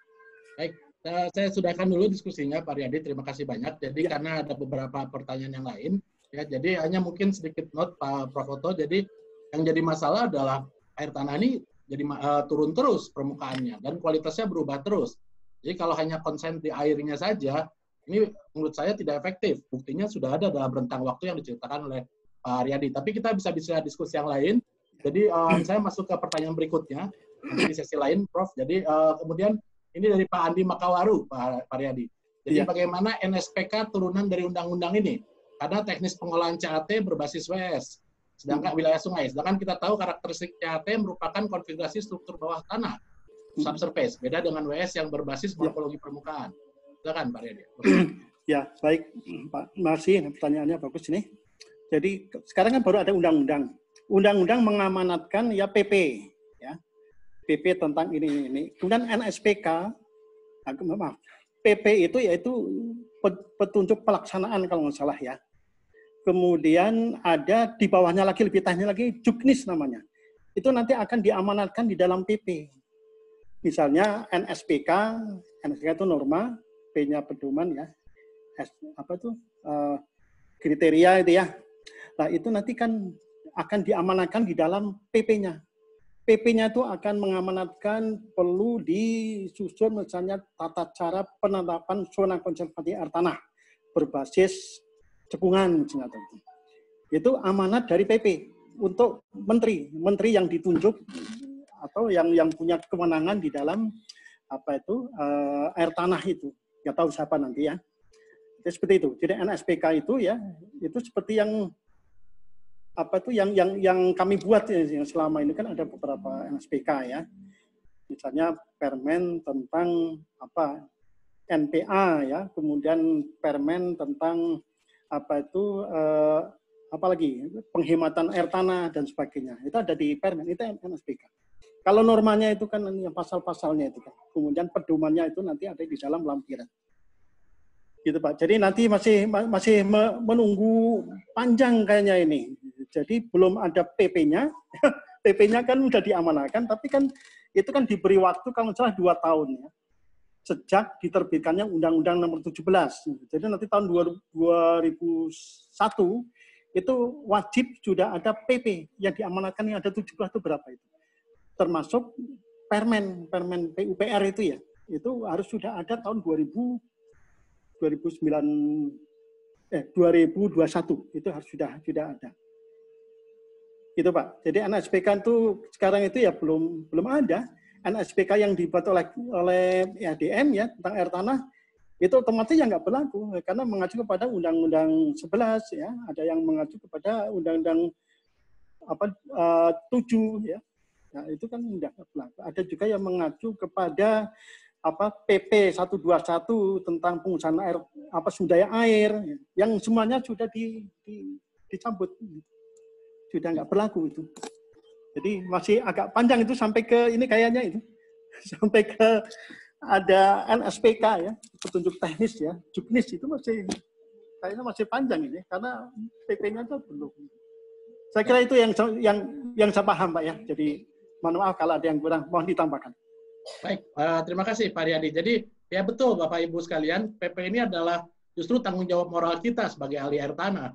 Bagaimana supaya kita berjuang, ini air tanah ini harus berkelanjutan kan. Saya kira misinya kan di sana dalam undang-undang ini. Jadi ya ini justru yang kita diskusikan, bagaimana PP yang baik, belajar dari yang sudah kita alami atau kita lakukan selama ini mengenai air tanah. Itu mungkin komentar dari saya. Kemudian pertanyaan berikutnya Pak Riyadi ini dari Pak Alwi Al-Hadad. Ya. Dia bertanya mengenai inventaris data titik Pak, mengenai sumur bor, eksplorasi, sumur gali. Seringkali ditemukan data yang minim. Ini mungkin kasus-kasus di luar Jawa saya kira ya. Seperti tidak ada data geologi atau yang lain. Bagaimana kita menyikapinya agar informasi yang dibutuhkan dapat terpenuhi? Silakan Pak Riyadi. Ya, itu memang menjadi kewenangan ini ya, institusi yang diberi kewenangan ya, misalnya sumur gali itu kan data titik untuk yang air tanah ya, ada sumur bor segala macam. Itu kalau misalnya ini dulu misalnya ya, misalnya cat yang ada di dalam provinsi, kita kan dulu tidak mengenal cat utuh di dalam kabupaten kota ya dulu ya. Kewenangan itu kan yang lintas provinsi, lintas negara, kemudian cat dalam provinsi. Itu sebenarnya kan menjadi kewenangan provinsi. Tapi memang itu kemarin yang disampaikan oleh Bu Kapus ya, bahwa dia memang agak kewalahan karena tidak ada kepanjangan tangan dari pusat ya, SDM di daerah. Kalau dulu ada Kanwil gitu ya, mereka paham sekali mengenai teknis gitu ya, dan tidak gonta-ganti gitu loh, ininya orangnya dipindah-pindah. Kalau sekarang itu orang baru aja memulai paham air tanah gitu ya. Ini ada keluhan di diklat juga waktu itu, Bu Diklat ya. Jadi syarat untuk mengikuti diklat ini harus mengikuti diklat dasar. Ternyata yang ini nggak ada, karena yang tidak mengikuti diklat dasar itu sudah pindah. Jadi memang kewenangan di daerah selama ini, mohon maaf ya, ini masih mungkin perlu dibenahi. Misalnya nantinya memang punya kewenangan di bidang air tanah. Saya sering sekali nyari data di daerah ya, itu memang data teknisnya itu sangat minim lah, sangat minim, belum sesuai dengan ketentuan teknis yang ada. Ya, semestinya memang institusi atau Pemda, kota atau provinsi yang memiliki kewenangan itu ya semestinya melakukan inventarisasi baik data spasial maupun data poin ya, sumur gali, sumur bor segala macam itu harus. Sebetulnya kan sudah kami sosialisasikan ya mengenai panduan teknis gitu ya, pengelolaan air tanah. Dulu pernah disosialisasikan juga mengenai suatu atribut ini. Kalau data sumur gali itu begini, harus ada data ini. Kalau sumur bor harus ada ini segala macam. Itu sebenarnya kan sudah disosialisasikan dengan gencar sejak 2000 istilahnya. Ya itu. Jadi ya sebetulnya kan sederhana, itu tinggal ada nggak mengenai pendanaannya, kan belum tentu salah ya daerah ya, mungkin nggak ada anggarannya untuk inventarisasi, mungkin hanya tahu misalnya ada sekian sumur, banyak sumur, tapi tidak georeference, tidak ada koordinatnya ya. Apalagi sampai data teknis misalnya sampai kelulusannya ya, kemudian debit optimum dari hasil pumping test, belum, saya kira mungkin perlu dipikirkan ke depan. Siapapun yang memiliki kewenangan mungkin perlu diinikan. Tidak hanya yang terkait dengan SDM ya, dinas SDM ya. Kemudian yang saya pernah juga di PUPR dulu mencari data ini, tolong data ini hasil pengeboran ini akan ada data ini. Kemudian yang dikasih itu hanya semacam SPK. Jadi SPK pelaksananya gimana? Yang dilakukan ini apa nih? Tidak ada. Ada yang seperti itu. Artinya tidak semuanya ya, maaf ya, tidak semuanya. Artinya memang ke depan memang perlu ada siapapun yang punya kewenangan nanti perlu sosialisasi dan memang dilaksanakan oleh daerah. Saya kira itu sementara itu Pak. Mohon maaf.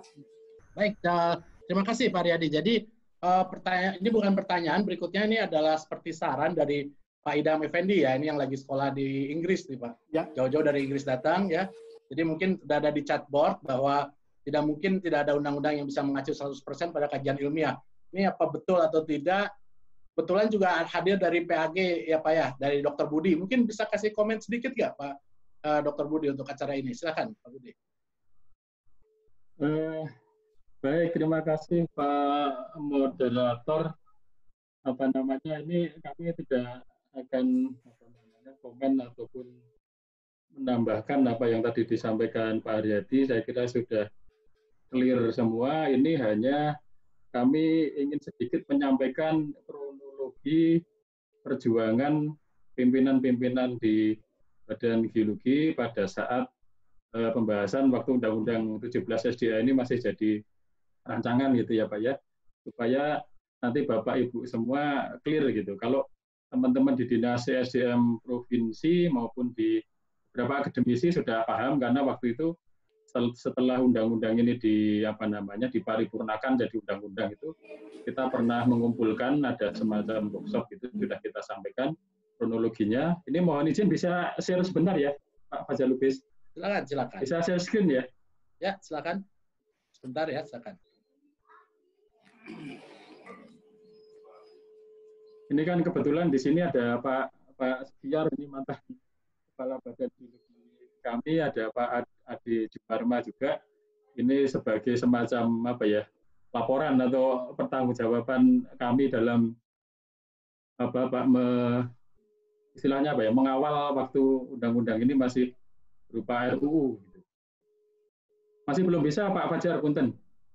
Ya, sebentar ya. Jadi saya share screen. Ini supaya clear aja Bapak Ibu, supaya nanti tidak ada persepsi yang apakah kami tidak melakukan sesuatu atau gimana gitu ya. Ini harus diawali, dari host ya, Kang Denny silakan. Ini diawali problemnya itu dari ini Bapak Ibu, bahwa pembahasan RUU sumber daya air ini di Komisi 5, jadi tidak berupa pansus. Ini harusnya kan ada keterlibatan Kementerian SDM. Silakan Pak Budi. Silakan. Siap. Baik, terima kasih Pak Fajar Lubis. Ini tadi saya lanjutkan, jadi diawali dari problem pembahasan di di DPR. Ini seharusnya karena lintas komisi, SDM itu mitranya Komisi 7, sementara PUPR itu mitranya Komisi 5. Tapi waktu itu memang air tanah itu belum begitu belum begitu seksi gitulah ya di Komisi 7. Jadi mungkin tidak terlalu diperjuangkan untuk menjadi pansus. Jadi pembahasannya di Komisi 5. Ini diawali problem yang berikutnya itu ini Pak, waktu awal dulu, waktu pembahasan awal sekali masih nyusun draft RUU-SDA ini sampai dari 26 September tahun 2017 sampai terakhir Juli 2018 itu kita masih Pak pengelolaan air tanah berbasis CAT gitu ya. Kemudian ada PP air tanah juga. Nah, ini problemnya mulai tanggal Agustus 2018. Tanggal persisnya saya tidak tahu karena ini saya nggak tahu off the record kayaknya. Jadi ini Pak Menteri SDM waktu itu masih Pak Junan itu diminta untuk tanda tangan draft BIM RUU-SDA yang akan disampaikan ke DPR. Nah, waktu itu di DIM-nya itu ini sudah berubah gitu ya, pengelolaan air tanah berdasarkan WS. Nah, perjuangan kami mulai dari sini, Bapak Ibu. Waktu itu di pimpinan kami atau komandan kami di Komisi 5 atau di Panja itu Wan Diani, Kapus PAT-GDL saat ini. Jadi banyak yang sudah kami laksanakan, termasuk waktu di rapat Panja kami sampaikan kepada ketua Panjanya bahwa ini masih ada masalah. Kemudian ketua Panjanya itu meminta kami untuk berkoordinasi dengan Kementerian PUPR. Kemudian ada pertemuan tanggal 3 Juli 2019 antara Kepala Badan Geologi dengan Dirjen SDA waktu itu. Di situ masih belum ada kesepakatan. Akhirnya tanggal 16 Juli 2019, Menteri SDM pada waktu itu Pak Jonan berkirim surat ke Presiden menyampaikan supaya ada perbaikan di RUU SDA, yaitu substansi pengaturan air tanah berdasarkan CAT. Kemudian setelah itu rapat masih berlanjut, tidak ada tidak ada perkembangan, sampai kemudian tanggal 28 Agustus 2019 Menteri SDM waktu itu masih Pak Junan bersurat ke Ketua Komisi 5 DPR RI. Intinya sama, pengelolaan air tanah harus berdasarkan CAT dan ada amanat PP air tanah. Nah, tanggal 3 September 2019 ini harusnya rapat paripurna RUSDA. Bagi dua jangan banyak kami, nggak habis. Tapi karena ada surat dari Pak Junan, Pak Menteri SDM waktu itu, akhirnya rapat paripurna ditunda dulu supaya ada kompromi gitu ya. Kemudian pada tanggal 9 September 2019 ada rapat konsultasi antara pimpinan DPR RI, waktu itu masih Pak Bambang Susatyo ya. Ada beberapa pimpinan DPR waktu itu yang hadir, kebetulan saya terus di sini ada lagi Pak Idam itu juga ikut waktu itu meskipun di luar ya. Pimpinan Komisi 5, Menteri SDM, Menteri PUPR, Kemendagri, ada rapat konsultasi, disepakati Pak bahwa usulan kami terkait dengan pengelolaan air tanah berdasarkan CAT itu disetujui gitu ya. Tapi ya nggak tahu, tiba-tiba tanggal 17 September 2019 rapat paripurna menolak usulan tersebut, sehingga Undang-Undang Sumber Daya Air yang muncul adalah seperti yang sekarang ini. Itu Bapak Ibu kronologinya. Jadi cukup ini sampai Pak Menteri SDM itu langsung terlibat sendiri, bersurat ke Menteri, bersurat ke pimpinan DPR dan sampai ke level konsultasi di DPR RI, tapi ya nggak tahu itunya setelah seminggu kemudian kok berubah total gitu. Kita tidak tahu apa yang terjadi di belakang. Mungkin itu Pak Jalubes, terima kasih. Ya. Baik, terima kasih Pak Budi. Jadi saya kira ini bisa sesi sendiri ini ya, menarik sekali. Jadi sesi mengenai perjuangannya Pak Budi dan kawan-kawan ya. Jadi mungkin itu, tapi saya kira ini waktunya ya, kita sudah kehabisan waktu Pak Riyadi. Jadi Pak Riyadi ada kata penutup, saya tahu ada Pak Dedi Jogja nih ya, Pak Yunus, kolega saya juga bertanya, tapi mungkin nanti kita bikin sesi yang lain, Bapak-Bapak yang lain juga pertanyaan yang lain, mohon maaf nih Bapak Ibu. Kita akan mungkin silakan Pak Riyadi, ada yang ingin ditutup sebelum saya ini kan? Ya, baik Pak. Itu tadi yang saya sampaikan bahwa dari kita memang sangat perlu ya payung hukum, kegiatan-kegiatan yang terkait dengan inventarisasi, zona konservasi, potensi segala macam itu harus ada payung hukum. Itu ya paling NSPK itu. Nggak mungkin ini menurut pandangan saya ya. Apalagi PP diamanatkan dari 17 ya. Itu sudah ini menurut saya ini nggak mungkin ada PP air tanah. Dulu memang nggak nyalakan siapa-siapa ya, artinya memang sudah seperti itu, undang-undang seperti itu bahwa tidak ada amanat nyusun PP air tanah. Dulu memang salah satu masukan saya di RUU yang sekarang ini ya, bahwa ada salah satu pasal menunjukkan bahwa ada pasal menyebutkan perlu diatur lebih lanjut untuk air tanah perlu lebih lanjut dengan peraturan pemerintah. Basis juga seperti itu. Tapi memang perjuangan yang disebutkan Pak Budi tadi ya itu memang tidak gampang, tidak semudah lebih mudah waktu zaman saya dulu ya, yang Undang-Undang 7 ya, karena memang terlibat ada beberapa teman ya itu dilibatkan ya. Saya menjelaskan teknik itu banyak sekali waktu itu.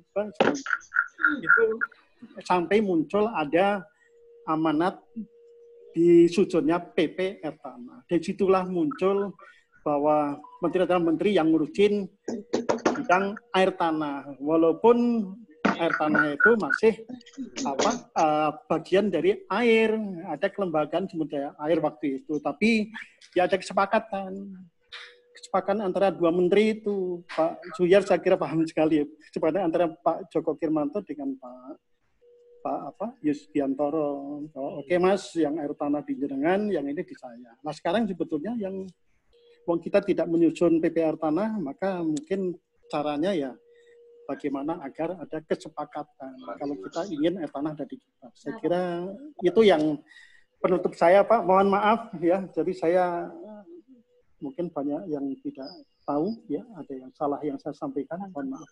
Sekian itu. Assalamualaikum warahmatullahi wabarakatuh. Jadi terima kasih Pak Riyadi, kita kasih applause. Jadi mungkin sedikit masukan ke Pak Indra, ini katanya harus bikin sesi lain lagi Pak Indra, atau mungkin nanti dari yang lain Pak Heru nih, dari PHI misalnya atau yang lain silakan. Jadi baik, sebelum saya tutup dengan Pak Indra, mungkin Pak Suhyar sebagai sesepuh Mageti, saya lihat tulisannya ada yang ingin disampaikan langsung, atau sudah cukup dengan tulisan chatboard yang bagus sekali menurut saya. Silakan Pak Suhyar, silakan. Baik, sebenarnya saya ingin share juga tadi. Terima kasih Pak Indra, Pak Fajar, Pak Haryadi.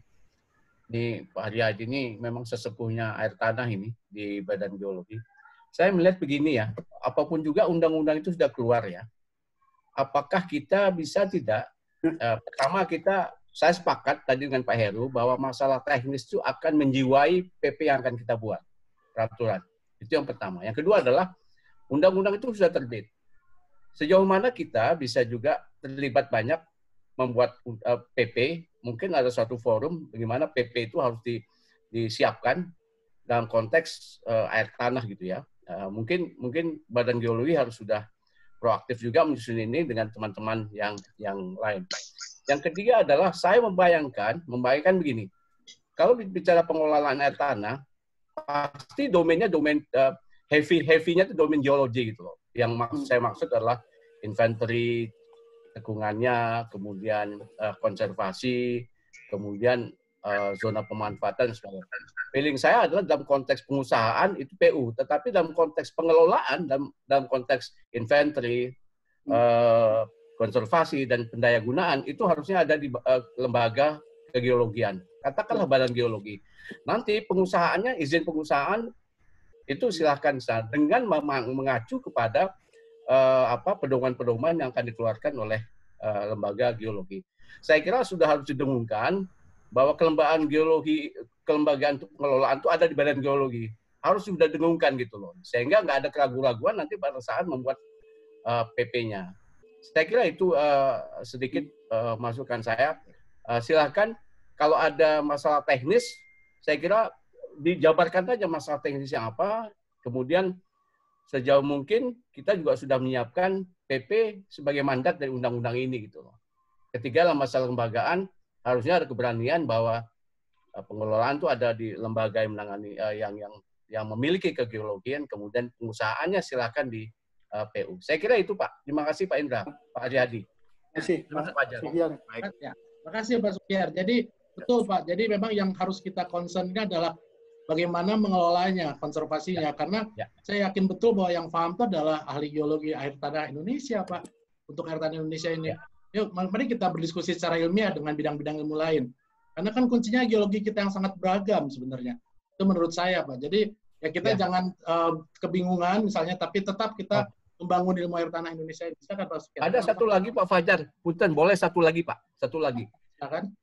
Di negara hukum seperti kita ini tidak boleh ada kevakuman hukum. Misalkan undang-undang sumber daya alam ada hal-hal yang tidak bisa diakomodasikan. Misalkan air tanah, pengelolaan air tanah di air tanah bukan zona jenuh misalkan. Saya kebetulan banyak berkecimpung di mining Pak ya, banyak mining yang katakanlah bersentuhan dengan zona-zona yang dalam, ya kan, open pit dan sebagainya. Ini kan saya nggak tahu, jangan-jangan tidak diatur di undang-undang ini. Nah ini pemerintah negara ini boleh mengatur manakala ada sesuatu yang tidak bisa sesuatu yang tidak diakomodasi undang-undang. Nah, silakan itu kita siapkan. Ini loh ada hal-hal yang harus kita atur. Saya kira itu Pak. Ya, betul. Itu tantangan buat kita semua, Bapak Ibu sekalian. Ya, siap. Jadi saya kira itu. Oke, saya tutupkan cukup. Nanti kita terlalu asik nih, udah banyak yang izin sholat maghrib. Terima kasih Pak Fajar. Ya, Pak Lamek juga saya nggak tahu. Silakan. Yang dari Papua nih, Pak Lamek pasti baru lapor. Udah jam berapa saya nggak tahu. Oke, silakan Pak Denny. Saya kembalikan ke Pak Denny dan Pak Indra. Oke, terima kasih Bapak Ibu semuanya. Ini sangat menarik sekali. Mudah-mudahan nanti Mageti melalui Mageti kita akan membuat satu sesi khusus Pak, lebih mendalam lagi. Karena waktu jualan yang menutup kita Pak, karena sudah menjelang maghrib, kiranya kita tutup. Tapi sebelumnya sebagai penutup Pak Indra, silakan Pak Indra singkat. Ya, terima kasih Pak Denny. Terima kasih kepada semua peserta yang sangat berminat sekali di dalam masalah air tanah ini. Jadi saya ingin mengingatkan juga bahwa pengelolaan yang sudah diberikan pemerintah untuk mengelola air tanah itu adalah sejak 1978 sudah ada di Direktorat Geologi Tata Lingkungan. Jadi itu sudah ada sejarahnya ya. Yang dihasilkan adalah peta-peta cekungan ya seluruh Indonesia, peta-peta hidrogeologi yang begitu meluas ya. Nah, itu sebagai dasar untuk bagaimana mengelola air. Jadi tata lingkungan itu adalah salah satunya air ya. Jadi bukan hanya mengeksplorasi, tapi kita juga harus menata. Itu yang diamanatkan di dalam GTL ya. Jadi saya mungkin ini ada banyak yang belum puas ya untuk masalah ini. Mungkin lain waktu kita akan bahas kembali. Terima kasih untuk semuanya, kepada senior, kepada teman-teman sejawat all. Assalamualaikum warahmatullahi wabarakatuh. Baik, terima kasih Pak Fajar, terima kasih Pak Haryadi, terima kasih semuanya, Bapak Ibu semuanya. Semoga kita ketemu lagi. Lalu kita ucapkan selamat sore. Assalamualaikum warahmatullahi wabarakatuh. Waalaikumsalam warahmatullahi wabarakatuh. Mohon maaf kalau ada salah penyampaian. Waalaikumsalam warahmatullahi wabarakatuh.